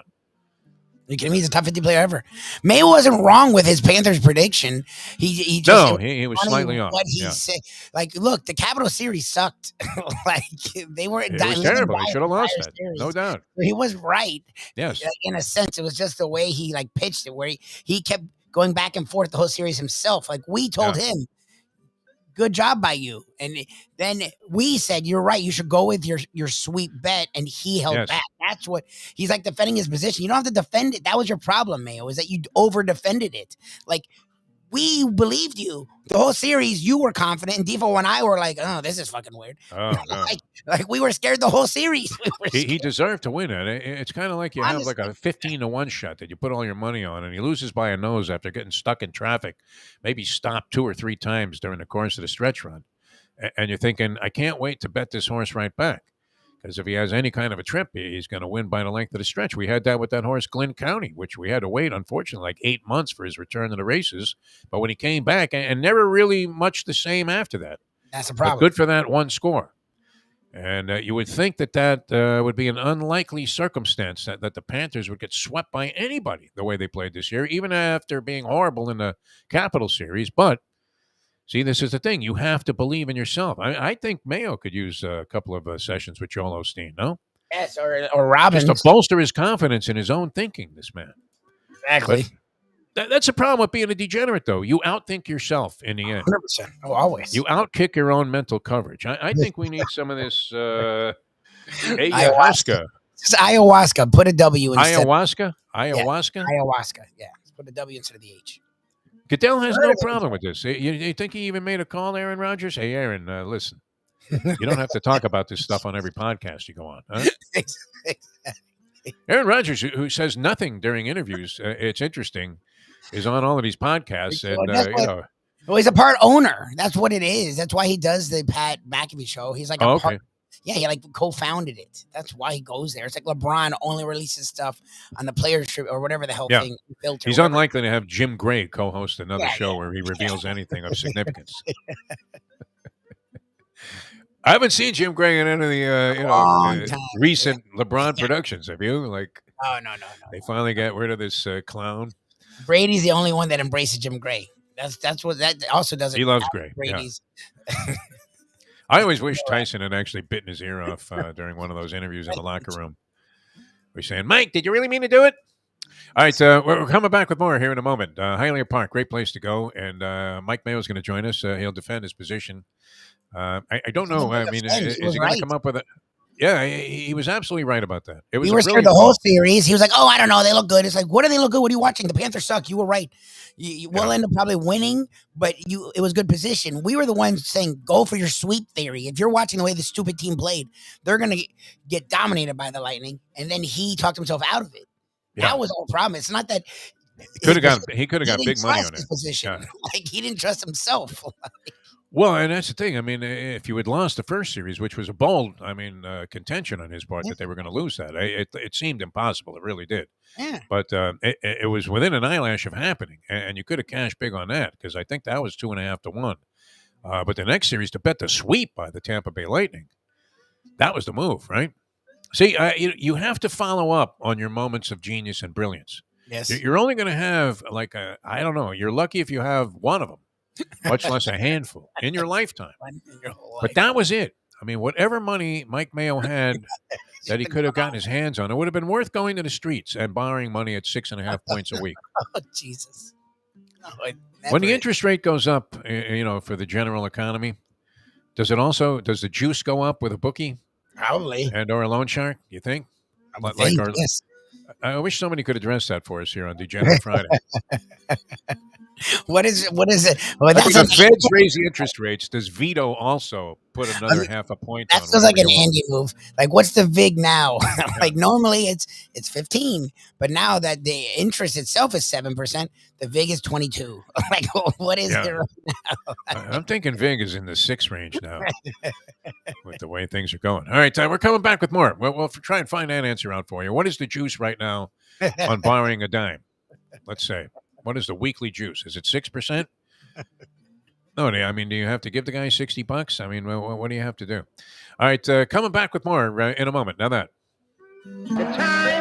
I'm thinking 6%, 6 points a week. It's 8:13. Ponies in Style at Champions, the outstanding simulcasting room at beautiful Hialeah Park. Yes, the grand old lady of thoroughbred racing has never been more vibrant, and you can wager on the races from the top tracks around the country while enjoying a cocktail at the Brass Rail Bar or any of the fine food served throughout the facility. If poker is your game, you're covered in style, and you can play all your favorite Vegas-style games, including blackjack, craps, and roulette, in Hialeah Park's sizzling hot casino. Get a player's card when you walk through the door for all kinds of generous amenities, including our favorite, free play, when you come out to the ultimate casino and entertainment destination, Hialeah Park. Hey folks, Tony Segreto here. You know, since day one, Catholic Health Services has been part of Old School. And since we've started letting people know about them, it's changed their lives. You see, Catholic Health Services, while being recognized as one of the top places for stroke rehab in the country, it's also about a group of people who not just excel in what they do, from the doctors to the nurses to the therapist, on and on and on. It's how they do what they do every single day that separates them from the pack. They do it with a passion, unmatched, and the inclusion of family in every step of the process. Trust me when I tell you this. If you want the best, unmatched rehab with a special group of skilled, caring people, there is truly only one place, and that one place is Catholic Health Services. These days, we're all looking for comfort anywhere we can find it. Thank goodness for Landlubbers Raw Bar and Grill in the Plantation location, because they are making sure you are as comfortable as possible. First of all, they're not only open for delivery and pickup. All you have to do is go to landlubbersbarandgrill.com for both pickup and free delivery. Their hours have changed a little bit. Monday through Thursday from 3:30 to 10, and Friday, Saturday, and Sunday from 11:30 to 10. You're going to have the best wings in the world. You're going to have a great burger. You're going to have their amazing soups. Again, Landlubbers, Raw Bar and Grill. It's nice and easy. Just go to landlubbersbarandgrill.com for both your pickup and free delivery. Thank goodness for Landlubbers for making you always feel right at home. To be or not to be, that is the question. Whether 'tis nobler in the mind to suffer the slings and arrows of outrageous fortune, or to take arms against a sea of troubles, and by opposing end them, to die, to sleep, no more, and by asleep, to say we end the heartache and 1,000 natural shocks. What could that have been about except Gambling. to hedge or not to hedge? The modern day odd couple, Defo and Lubie, are on now. It is, of course, the Defo Show. I told you he would know. Yeah. What's that? I told you Andy would be the one to know. Literally, right when we go to break, he's like, yeah, I've heard it's about 5 right now. 5 points a week, yeah. Some interesting stuff on the chat line, including some input here from the upcoming, his weekly appearance on the Degenerate Friday. And you know what? He's a different type of degenerate, Mike Mayo. There's a very subtle degeneracy that he has. And at the same time, it also sometimes just absolutely takes over his entire being. Like last weekend when he was in like 6 poker tournaments and was at the track punching away as he's watching the screens there. It's great. But he said that we were running scared. See, I think he had the fact that his opinion was ridiculous. It made it even bolder. Yes. It seemed preposterous that the Panthers would lose that first series, and they almost did. We were running scared. He was. Yeah. That's what was weird. He should have been like, see, he was. We were resigned to losing. We resigned to losing. Every game, he was like, they have a chance. It's like, no, they don't. Zero they don't have a chance. They were about to go down 3-1. I mean, they were hopelessly out of this contest. Incredible, man. I mean, it was like Chico Corrales, man, on the ropes there against Jose Luis Castillo in that fabled, I believe it was round 11 of that fight, where the guy had been knocked down twice, and he's bleeding from every pore. Joe Goosen, who's one of the great trainers of all time, is telling a guy, "You better do something about this right now, kid." And I'm thinking, what's he going to do except throw in a towel? Come on, Joe, give the guy a break. And he turns around and knocks the guy out. Unbelievable. In the same round. And that's kind of what the Panthers did in that game 4. Otherwise, they were Gonzo City. Yeah. So, I mean, but sometimes you have to do an extrapolation. I mean, if we were going to do a gambling show and give advice, you have to do an extrapolation on your own beliefs sometimes and not be discouraged by your failures. Look, the Greek did this recently. The Greek did this recently, and not his recent loss, but the Orioles, like a week or so ago, were in a dogfight. He was getting, it was late. They were plus 1.5 or something. So that, to me, that means they just have to lose by a run or win, right? So they were winning or tied the entire game. It goes the extras, right? So you're thinking you'll lose worse by 1. You have a win. They lost by it was like a 2-run home run. So the run has to count. So they lost 6-4. He lost. What did he do the next day? The next day he's like, give him the Orioles. I'm like, didn't you just lose the Orioles in heartbreaking fashion? It's like, yeah, exactly. I'm like, exactly. He's like, they're ready. And they won by 4 the next one, and he skated. And that's what Mayo should have done. He should have been emboldened by the fact that the Panthers struggle with the Capitals. Instead, should he was have been like beating his chest. Yeah, cursing us out, telling us how lucky we were that we dodged a bullet, that we'd be picking up a major tab somewhere. And, but I mean, see, that's, you sometimes, you take so many tough beats. Yep. That, you're thinking you become, fractured in your thinking. And it's not a good position to be in. Trust me, people, especially if you're a degenerate gambler. Exactly. It's the worst. We really should have. We shouldn't call it a boot camp, I guess, but maybe. Oh, boot camp's fine. Boot camp. Oh, work camp. Yeah, work camp. Said work camp. Not good. I was like, nah. Boot camp. There was some other stuff on here. They've been going at it all morning. It's been and Jim Sarney's a closet degenerate. Our man Jim Sarney. He just doesn't know. He will be betting women's golf. Yeah, that's the problem. That's the problem is women's golf. He wants to have a women's golf pool. Women's golf. I'll take the Koreans, man. Don't they win like every tournament? They're like 10 deep on the women's golf tour, 1 through 10. The Russians in tennis. All are so woo. Still, women's tennis delivers more, and I'll say this is kind of odd coming from me, but they're pumping this pay-per-view match that involves this girl named Serrano. She's a fighter out of New York from Puerto Rico, and she's been one of the top women boxers. She just lost recently. She headlined a card at Madison Square Garden because she's now being promoted by Jake Paul, who has become bigger than Don King when it comes to boxing promotions. He's got a pay-per-view event coming up against Hasim Rahman's son, Hasim Rahman Jr., who must not be much of a boxer if Jake Paul is taking him on. The guy's like a heavyweight also. So this is, I think Paul was like 180 pounds or something. Anyway, so this is, seemingly a tall assignment. But this Serrano, and I forget her first name, she'll always be on the undercard now of these pay-per-view events. But she headlined a card because of Jake Paul at the Garden against a woman from Europe named Katie Taylor, who was deemed to be the top boxer. And they fought like an hellacious fight, but they're promoting this upcoming pay-per-view card on Showtime. So last night they showed like 3 Serrano fights. And in one, I'm looking at there's been tremendous progress made. I don't know that it's throughout the sport, but the woman, there was a woman named Reynoso who was challenging her, and actually the judges gave Serrano 9 of the 10 rounds. But I saw the whole thing a little bit differently. Amanda Serrano, is that what you're saying? Yeah. She's good, man. Got some talent, man. She really does. And what I was going to say is, I mean, it was a long way away, like when women's boxing first popped on the scene there and became a popular entity. It was an obligatory mandate on almost every card, it seemed like, that you would have a woman's bout. And I was calling a lot of boxing at the time, and you're looking, going, really, they're going to work this woman's fight? And the problem was there was like zero depth, and maybe 1 or 2 girls that actually had any kind of style that approximated what you would see in a boxing ring. And that's changed, I would have to say. I mean, these women gave a pretty good account of themselves. I'm sure you still see, some of these blatant mismatches, but you see that in men's in men's boxing also.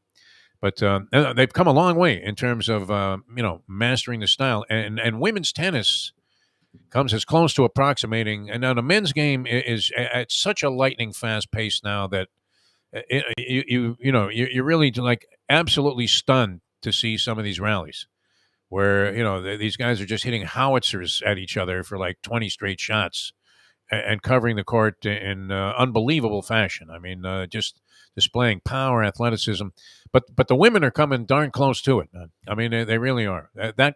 That is the closest approximation to the men's game that you will find. I'm not sure about golf for Jim Sarney, but if he wants to bet on it, he seems to have some insight into who's going to win these tournaments, Jim Sarney, and a big partiality towards backing the American players. So I don't know, Jim. I think you ought to explore your inner degenerate. Oh, my God. Well, I'm actually scared for him because he's so into sports and so into sport that he would become a massive degenerate. It would actually be scary. I don't think he can control it.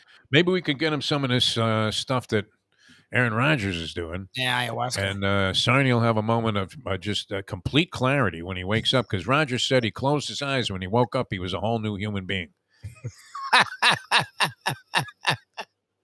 I mean, that was before. No wonder he showed up looking like Nick Cage in Con Air to training camp. It's incredible, man, this transformation. But maybe, we can get some of this stuff and get it to Sarney. Slip it in one of those sandwiches when we're out there with Mayo at one of the local restaurants. And then, he'll start betting his brains out.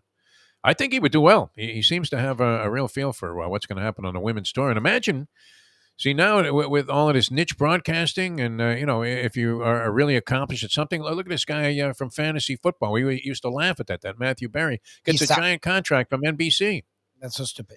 He's horrendous. Giant contract to give you picks on fantasy football, as if you couldn't. Wouldn't the fun be to pick it out yourself? I guess I shouldn't say that, because if a guy comes up to me with the tip at the track, I'm the first guy to go, hey, you know what? Should I put a 20 on that?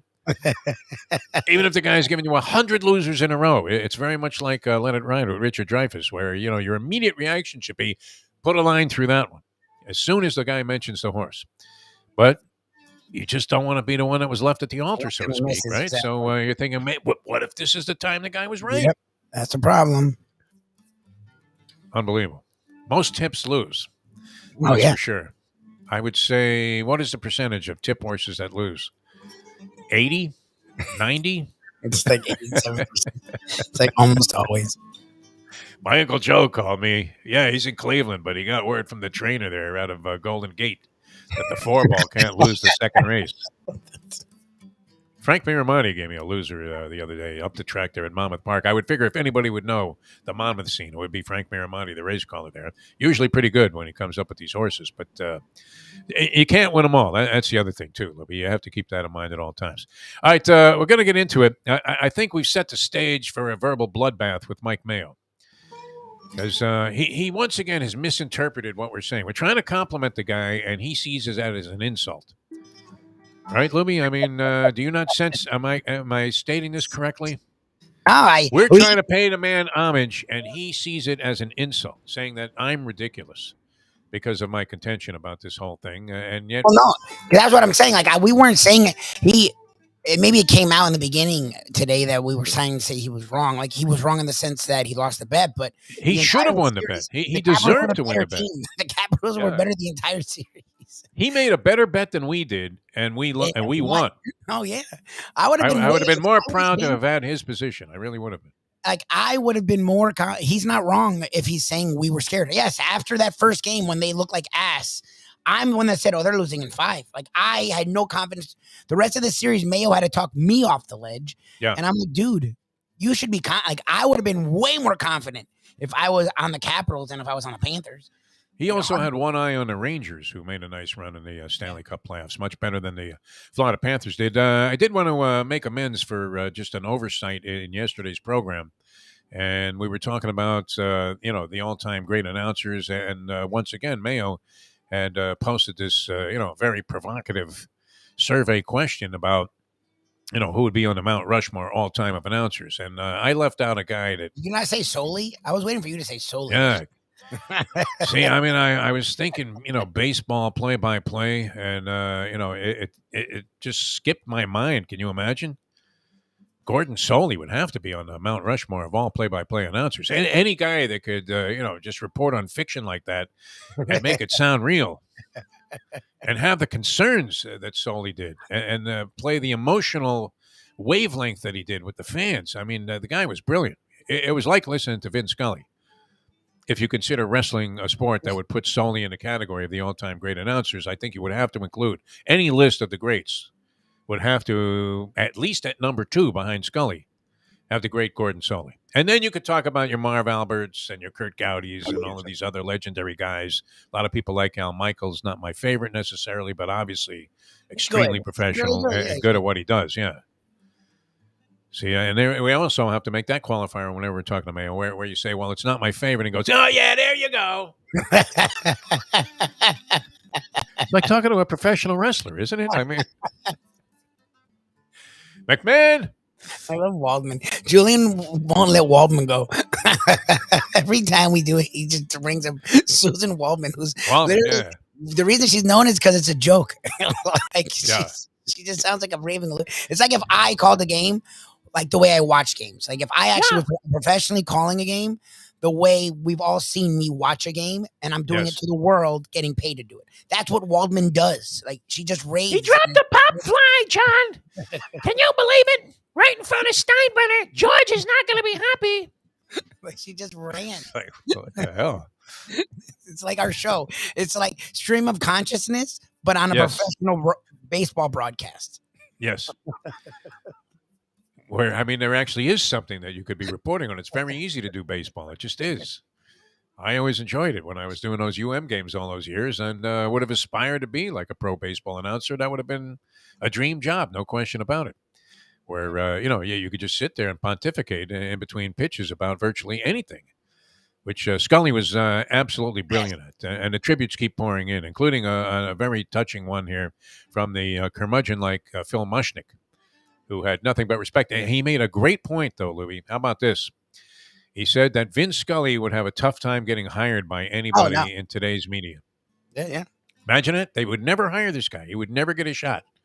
As brilliant as he was and will always be recognized as the best ever to do this, he would not be able to get a job in today's radio or television market because they would just say, hey, listen, Ben, this homespun stuff, it ain't going to fly. Like, gives a shit about you need to show some excitement when a guy, hits into a double play to end the inning. All right, and make sure it reflects favorably on the home team. Well, you know what? He hit the ball hard there, Joe. Holy moly, can you believe it? What robbery there? Right? He wasn't uber biased. Grounded to short. Yeah, Vin was very good at not being biased, actually. Like, Vin really didn't do the bias thing. That wasn't his thing. All right, behind the curtain, I can sense, I can smell. He's there. The rock is cooking. It's, He's there. Mike Mayo, the Gambling Gourmet. All right, we're coming back with that. Jimmy Johnson's Big Show. We have to get Mayo down there. Yes, you do. I mean, I know he's going to like it no matter what. You know how he takes that original grump approach? Like, well, I don't know about this place. Okay, Mike. This place, I'm telling you. I mean, and he tends to, really, shy away from my recommendations. Have you noticed that? Like if I say I like a place, he's like, I don't know about that place. It's very ordinary. Why don't you just go to McDonald's? I'm like... Is that by design? I don't know. I think he thinks controversy works. McDonald's. I don't think he's that down on your opinion. He just always Subway, yeah. Why don't you join Steph and Serena and go to Subway? Yeah, exactly. But you won't feel like you're at any of those kind of lame-o places or ordinary places when you're at Jimmy Johnson's Big Chill because it's unique. It has virtually everything you could possibly want, from the finest high-end gourmet type of dining all the way to like what turns out to be really gourmet quality when it comes to even things like pizza and nachos. Just incredible there. I mean, the full spectrum of food is there and available to you. Freshest seafood, and, of course, dynamite creations coming out of the kitchen there, courtesy of John's brother, Dominic Kajemi, who obviously has a lot of talent, right? I mean, John was great at football, and he's great at commentating, but this guy could cook. Not sure John has those same culinary skills. And wow, just great service. Amanda, John Kajemi, I mean, I guess that's his sister-in-law now, right? Or something like that. Yeah. because his brother married Amanda. She does a tremendous job down there, and you can't imagine that anything that Jimmy Johnson would attach his name to is not going to be top notch and first class. And Larry Calvano, who owns the place, man, this guy, he's right there, hands on. He gets up there, plays with the band. Very proud of what they do, and that's reflected in the kind of service and the kind of treatment that you get there. Great place to relax. It's mile marker 104, the Overseas Highway in Key Largo. Great food and drink. Great destination if you're heading anywhere else in the Keys.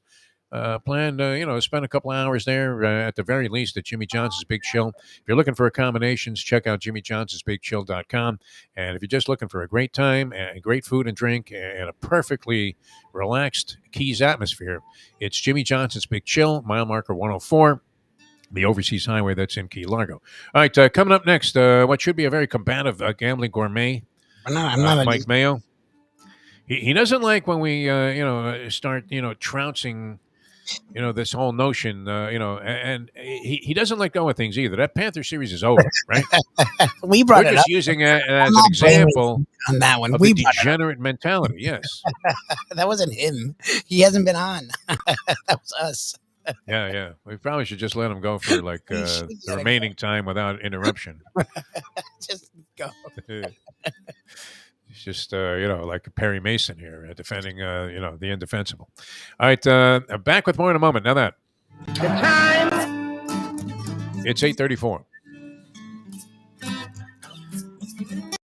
Folks, Tony Segreto here. Let me ask you a question. What do you look for when you go out to eat? Good food, obviously. Friendly atmosphere, not too loud, but good energy, reasonable prices, and a place where you feel comfortable.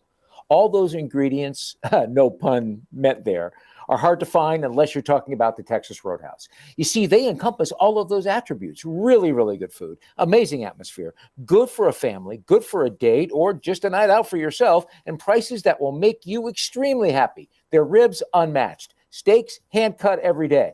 Everything, and I mean everything, is made on site, including their incredible bread.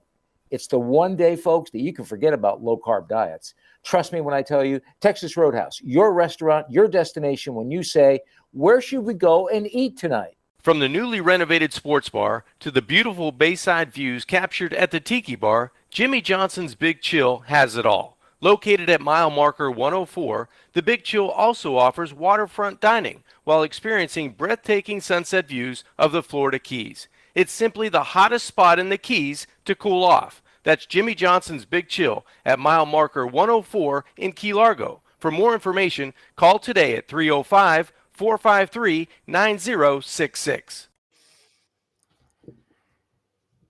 Mike Mayo, the Gambling Gourmet, with us, and we're going to ride it out the door until 10 o'clock today with Mike Mayo, the Gambling Gourmet here. The Saints, and I think, I don't know, is it a 10-point edge, New Orleans over Chicago? A 10-point edge in food. Hard to give, but it is, Chicago has so much great food. New Orleans, if it was rated, if the line was based on food, it would be New Orleans by about 3.5. You need a cardiologist, though, to be on call, and also if you have the gout, forget about it. You're done. The New Orleans is like the food equivalent of Vegas. Like after 5 days, you're done. You got to get out of there, otherwise you're going to be. You have enough sodium in your system to explode. Yes. Vegas for the gambling action, your head just starts spinning. Grab a bagel and a schmear, plus some Defo and Lubie. Welcome back to the Defo Show. All right, welcome back to the show, the Defo Show. Jeff DeForest, Mike Lubitz, and we welcome into the program here. And wow, he's got his grump mug out, the grumpy mug. I love that his own daughter owns it. Don't you need some of this stuff that Aaron Rodgers is taking? Mike Mayo, the Gambling Gourmet, with us here on a Degenerate Friday.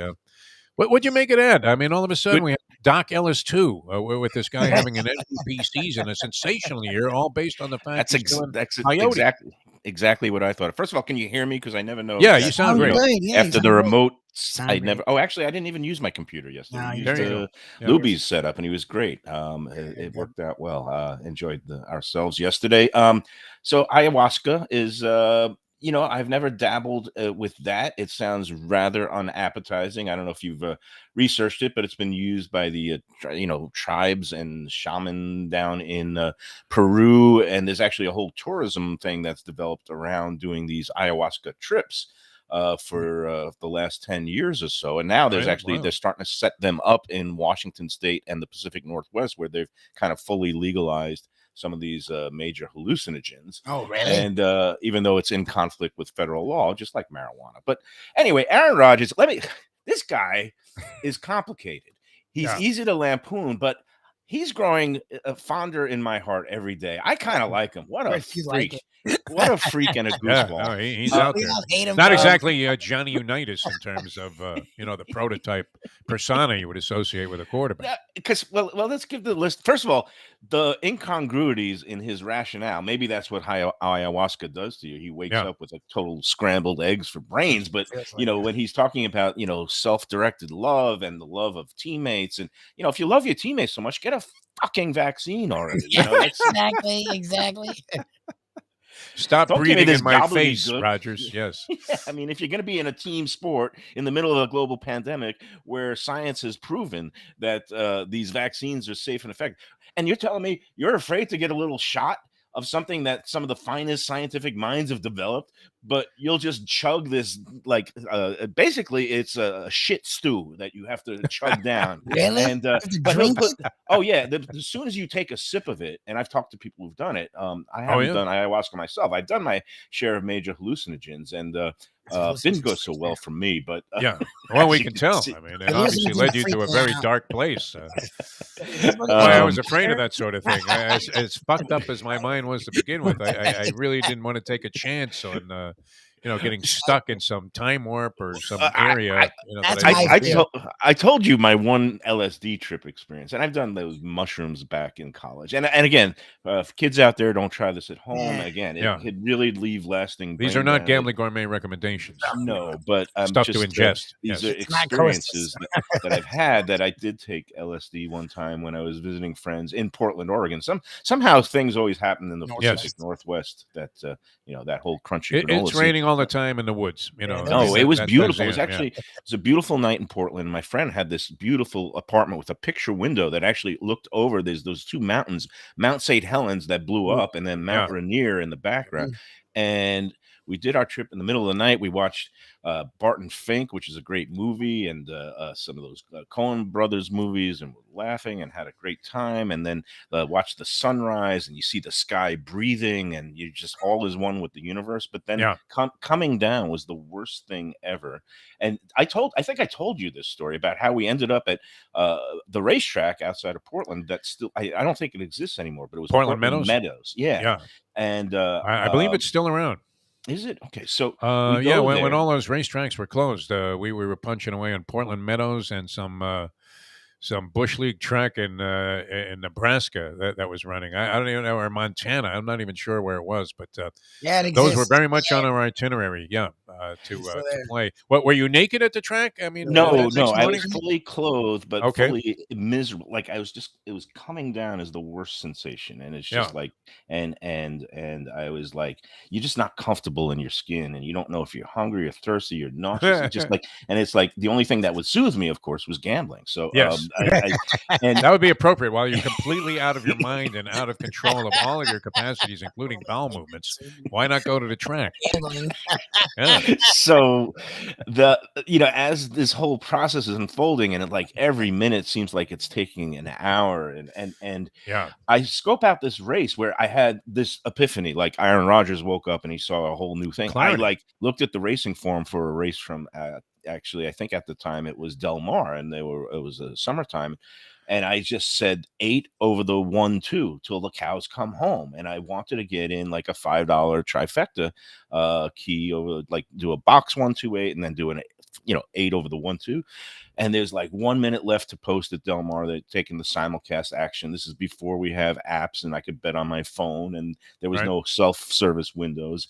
And there's one guy at the window cashing his $2 show ticket for $2 and 20 you're cents. entitled to actually commit physical harm against that guy. Take his head and just pound it into the desk there. I was just in that, coming down. I can't deal with anything in the world or the universe, and I'm just waiting there and waiting, and then sure enough, I get shut out. And what happens? It comes in 8-1-2, and I think it paid like 400 and something for a deuce. I would have had it for It was like, and I was Well, that's a bad way to end the trip. I mean, no, I would not. It didn't end up like Aaron Rodgers did, where he was in bed with Danica Patrick.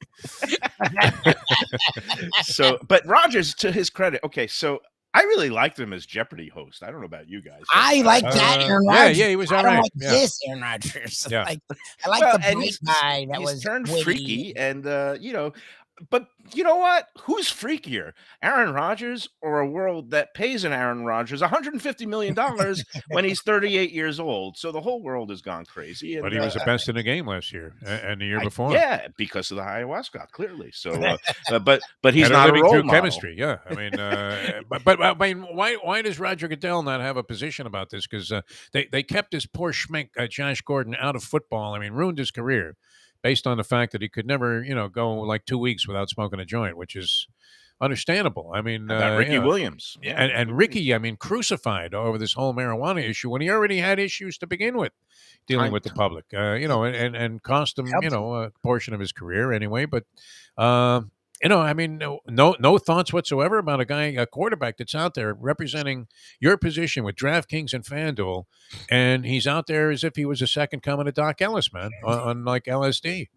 We got to, the professor, it's too bad he's off this week. I'm sure he would come up with a big board of like the all-time, druggy performances. And Doc Ellis, of course, pitching the perfect game on acid is I guess the avatar, the high. It's the epitome of, the whole drug culture right there. Drug success. Yeah.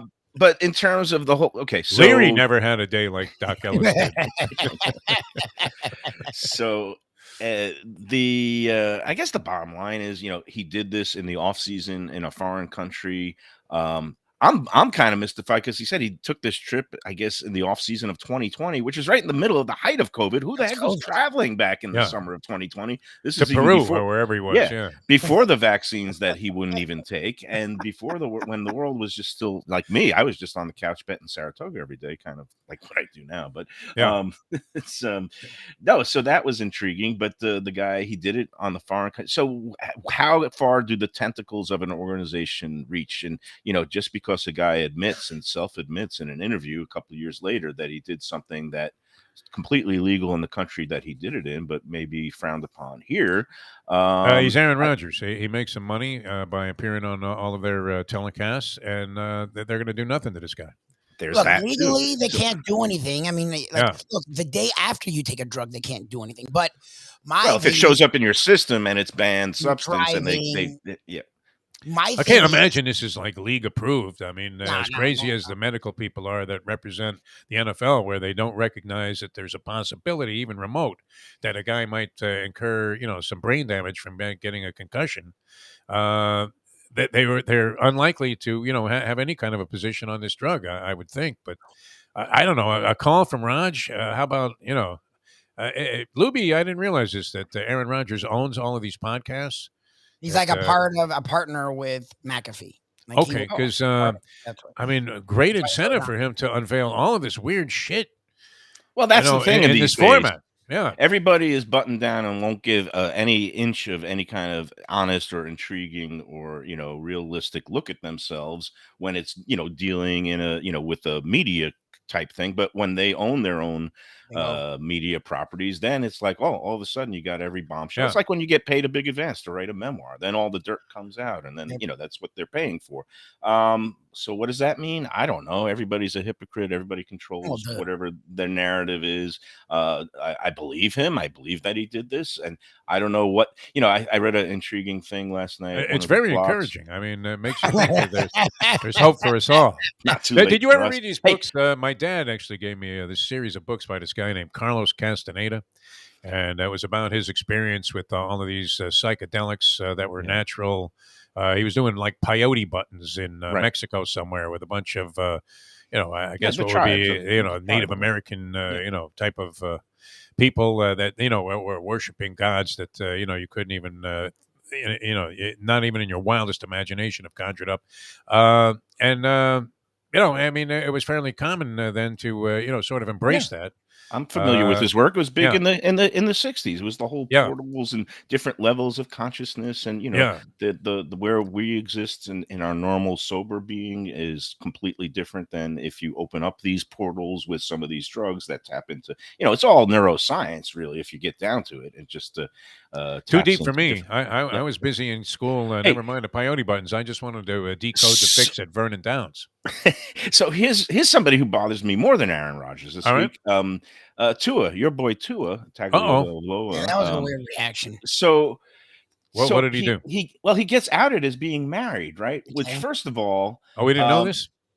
Well, I guess that I didn't know he was married. I didn't. No, know well, it just got married, and he tried to. He just got married. It came out because actually Andy Slater, of all people, tweeted it, and he cited a clergy source.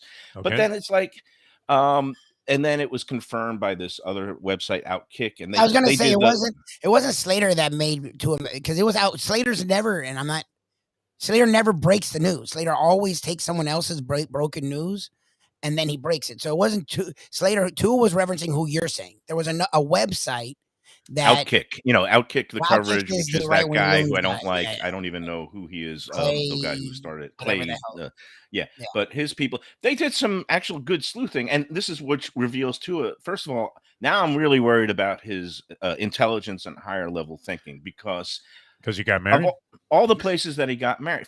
He came out yesterday saying, "Oh, I try to keep my private life private." First of all, you shouldn't be an NFL pretty private, quarterback. Well, you're an NFL quarterback. What are you ashamed about being married when you're married? And he got married. The marriage license is recorded here in Broward County. So it's public record. And that's what this Outkick thing, they just typed in his name into the database search for marriage licenses, and it came up in Broward. Now, if you're trying to be sneaky or hidden about it, do it in some rogue little county off in the hills of Appalachia. I thought, or this woman is from North Carolina. Do it there. I think he has the money to escape and get married in another courthouse in another state where it wouldn't be so readily available. But no, he does it here, and then he acts a little miffed about it's an invasion of his privacy. And first of all, if I'm Mrs. Tagovailoa now, I'm a little concerned because. Why is he trying to keep hidden the fact that he's married? And then his quote was, "How does this change your perspective?" And the quote was, "Well, no girls for me, I guess." Interesting position, yeah. I guess. No, you're off the market. You're Mrs. Tua, probably not pleased with that comment. And it's so you're trying to keep it hidden so that when you go on the road, you can still get some road. I respect that. These days. I mean, you would have to respect that. Does he not wear the ring when he's on the road? You would think not. I mean, he must not have been wearing one because nobody knew he was married, right? Miss Anna Gore, that's now the new wife, and I would have major concerns if I was her about the way that he's treating this whole. Sounds it's supposed a little to be a partnership, and I think. Usually when you get married, it's public knowledge and people know, hey, here's my wife. Well, and at the very beginning, like we say, I mean, it doesn't kick in that everything changes when she says I do until much later on when you realize, wow, everything fucking changed. So you're usually in a pretty euphoric state when you first get married, are you not? At least briefly. Look, I get it when they don't want the whole paparazzi at the wedding. I understand that. But usually they're not upset that people know. No. Tua, we're going to know. Why do you get that? Even that bothered me. And I'm Mr. Tua defender, but I was like, Tua, what are you talking about? How are you mad that people know? That's a weird reaction.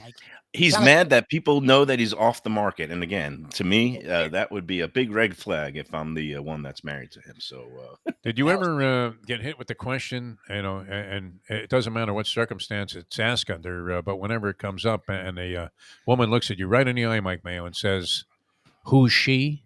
that would be, I would imagine, the kind of reaction that Tua got from the wife. Look, how do you say, hey, no more girls for me? I guess. How do you put the qualifier in there? Yeah, unless they have a great understanding. That shows to me, I don't know if I want this to be the guy running my team, my offense, being the guy. Because there's no, I guess. It's no more outside pussy for me. But what about, there's a clip, though, by the great Bartolo Colon, who had a secret family while he was with the Mets. Think about that. Bartolo Colon had another family in Flushing somewhere. And, he would ride to the ballpark, like with his wife and kids, and then go to a different set of wife and kids. And nobody knew about it for years. Well, here's the thing. Like athletes, you expect anything. They're all over the place. They live in different countries off season. The one that was the biggest shocker that had the secret family was, remember the CBS newsman, Charles Kuralt? He was had a secret family? He was on the road all the time. That's it. He was on the road. And when he was on the road, he was getting busy. But it turned out. Love the one you're with. I mean, obviously, I think he might have had like multiple wives and families all over the place. And that's something that you don't expect. But maybe that's why he had that good sense of humor. I mean, he really did, like a very subtle sense of humor in his work. All right, we're going to take a short break here. Come back. I don't know if you want to predict anything, Saratoga, or anything along those lines. No, I've got some good news for you. And I've got, take the break. And then all right, let's, the Gambling Gourmet, that's Mike Mayo, has his own show here on South Florida Live, and that's the Lunchbox. They were, just guzzling beer yesterday at this brewery that Lubie was raving about. So there'll be more on that. And a lot more coming up. Advice for places to go eat and be wine and dine over the weekend on Mike Mayo's Lunchbox at 12. And we'll come back and wrap this up with Mike here on the Defo Show in a moment. Now that. The time. 8:53. Ponies in Style at Champions, the outstanding simulcasting room at beautiful Hialeah Park. Yes, the grand old lady of thoroughbred racing has never been more vibrant, and you can wager on the races from the top tracks around the country while enjoying a cocktail at the Brass Rail Bar or any of the fine food served throughout the facility. If poker is your game, you're covered in style, and you can play all your favorite Vegas-style games, including blackjack, craps, and roulette, in Hialeah Park's sizzling hot casino. Get a player's card when you walk through the door for all kinds of generous amenities, including our favorite, free play, when you come out to the ultimate casino and entertainment destination, Hialeah Park. Hey folks, Tony Segreto here. Since day one, Catholic Health Services has been part of Old School. And since we've started letting people know about them, it's changed their lives. You see, Catholic Health Services, while being recognized as one of the top places for stroke rehab in the country, it's also about a group of people who not just excel in what they do, from the doctors to the nurses to the therapists, on and on and on. It's how they do what they do every single day that separates them from the pack. They do it with a passion, unmatched, and the inclusion of family in every step of the process. Trust me when I tell you this. If you want the best, unmatched rehab with a special group of skilled, caring people, there is truly only one place, and that one place is Catholic Health Services. These days, we're all looking for comfort anywhere we can find it. Thank goodness for Landlubbers Raw Bar and Grill in the Plantation location, because they are making sure you are as comfortable as possible. First of all, they're not only open for delivery and pickup. All you have to do is go to landlubbersbarandgrill.com for both pickup and free delivery. Their hours have changed a little bit. Monday through Thursday from 3:30 to 10, and Friday, Saturday, and Sunday from 11:30 to 10. You're going to have the best wings in the world. You're going to have a great burger. You're going to have their amazing soups. Again, Landlubbers, Raw Bar and Grill. It's nice and easy. Just go to landlubbersbarandgrill.com for both your pickup and free delivery. Thank goodness for Landlubbers for making you always feel right at home. All right, so you have the poem. Let's do it. Roses are red, violets are blue. I got DQ'd from the late double. Sorry, no champagne or caviar for you. Mike Mayo, the Gambling Gourmet, ladies and gentlemen. The only way to get your morning started is with Defo, joined by Lubie, right here on the Defo Show. All right, a few minutes ago on this Degenerate Friday edition of the Defo Show, Jeff DeForest, Mike Lubie, Lubitz, the Gambling Gourmet, Mike Mayo. Now, you had something. You had an agenda here, Mike Mayo, that you were about to get into. Yes. Yeah, no, a couple of notes. First of all, the lunchbox today, it's still kind of up in the air because today, I've been celebrating National Sandwich Month all month by eating a sandwich on the air, much to your chagrin and horror and disgust every day. Well, lame, come on. It's fine, sandwich day. Mock your sandwiches. You finally came up with a decent sandwich, at least the last time. I don't care before about that, you were lowbrow opinion. And I do. You were rolling sevens the first couple of days. I disparage your restaurants because your taste, let's face it, it's a little bit I find it pedestrian. Pedestrian would be the word. Anyways, what were you going to say about the sandwich? What were you going to say? Okay. Well, first of all, today is National Oyster Day, so I'm hunting for an oyster po' boy. Now things are up in the air because this is the way my life works. Everything is a mad scramble. I'm either gonna. I've invited Tom T to meet me at Pizza Spot, and if he can bring one of his oyster po' boys that he makes himself, if he shows up at Pizza Spot, I'll do the show remote with him. We could have a little chat with Tom T, and we'll also get a pizza and a chicken parm, and we'll just go whole. I can meet you. I can just meet you there if you guys want. If you're gonna go, I'll meet you. You mentioned the food now. And I just don't want doing the schminky. I love him, but we have a whole thing now. Like I don't want to go. Okay, if you want to, well, I'm trying to figure out whether this is actually going to happen. That's what I'm saying. So yeah, I will let you know as soon as possible. That's number one. If not, I'm just going to grab an oyster po' boy from the Shuck and Dive restaurant in Fort Lauderdale and eat that on the air from the home studios here behind me. So that's a little bit up in the air. That's some drama for the morning. And then this afternoon, Defo. So our friend Joey Esposito from Cafe Seville, and let everybody know they are on hiatus. They're on a little bit of a vacation, closed until August 15th, Monday. So Joey is still in town. He hasn't gone up north yet.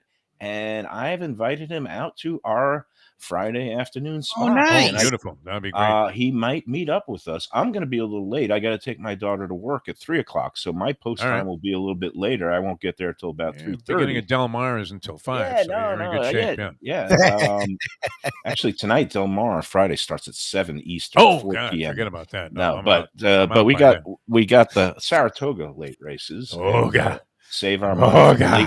The late pick 5, which is one of his specialties. So yeah, can we get in on a piece of his action? He bets a lot of money, so we could always buy like 10%, everything, something like that. Yeah. Let's see. All right, I'm hearing now from Tom T. He's doing a home test. He's checking it out to see if he can make it down there today. Okay, so, let me know. Yeah, I will let you know ASAP. So. It's always exciting when we can do a spur of the moment remote show and stuff my face and include a real oyster po' boy. I mean, and he's got a good he's got a big event, like a sit down multi-course event coming up that he's going to be doing later in the month at a restaurant in Lake Worth. So I know does Tom T always have oysters on him? Like he reaches into his pocket to pull out like a plane, and he's got like 2 oysters, and he just got shipped from New Orleans. I mean, it seems that way. How does he always have oysters available? He's got one bag that's just raw and one that's fried. It's incredible. Yeah. Okay. Yeah.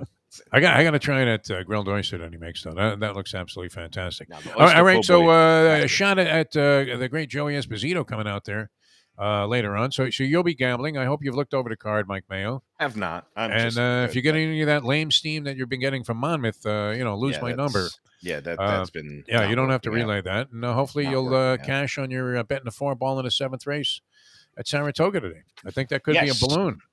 I love doing the 4 and the 7th, no matter where it is. And usually I limit it to 5 plays a day. So it'll be just Monmouth, Del Mar, Saratoga.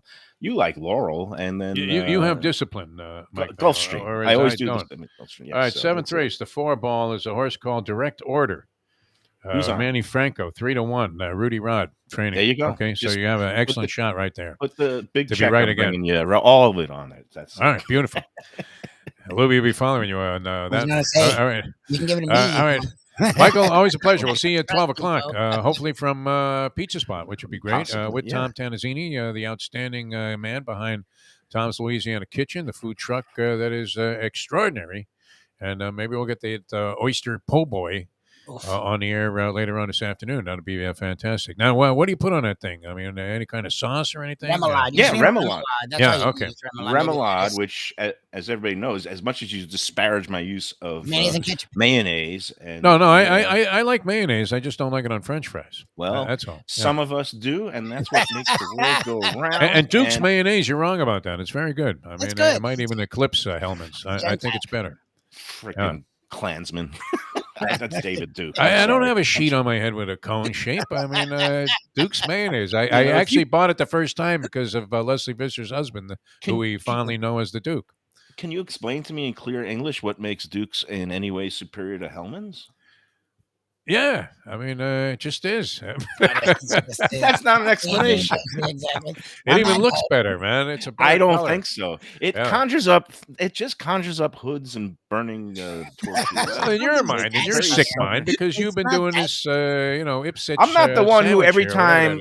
Not Every time you burglar. see a certain personality on TVG, you call Hitler youth, but that's okay. I mean, it's like, well, I mean, he does remind me of that with the haircut. That's well, Duke's mayonnaise reminds me of like just people in the South who call them, just hate Jews. So it isn't Kate and Bradar, that we're talking about either. No. All right, we'll see you later. I mean, you're off on a bad tangent here with your Jews and your Nazis. Never good territory to start. Here. We need someone to take the role. Roaming towards, yeah. Never end the show with Nazis unless you're Mel Brooks and the producers, because it worked. That was it, yeah. All right, Michael, we'll see you at 12. More Mr. Mayo. And hopefully he'll have his oyster po' boy, and Tom T will come through with that. And then they'll be on the road, and later on, punching away at Saratoga. Hey, good time on this Degenerate Friday. Sorry for the burial there. Our suggestion of Jacksonville in the under obviously didn't turn out well for anybody.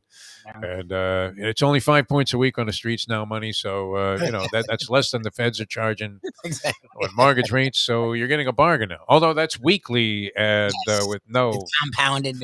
It's worse. Yes, it's compounded into your head if you don't have the money on Tuesday at the graveyard. All right. We'll see you guys later on today on Mike Mayo's Lunchbox. For Mike Lubie Lubitz, thanks for tuning in, everybody. Always a pleasure being with you here on South Florida Live, and we'll see you next time as we leave you now that. The time. That Nazi stuff. We had it for the best. Come on, Mayo. We were doing fine up until then.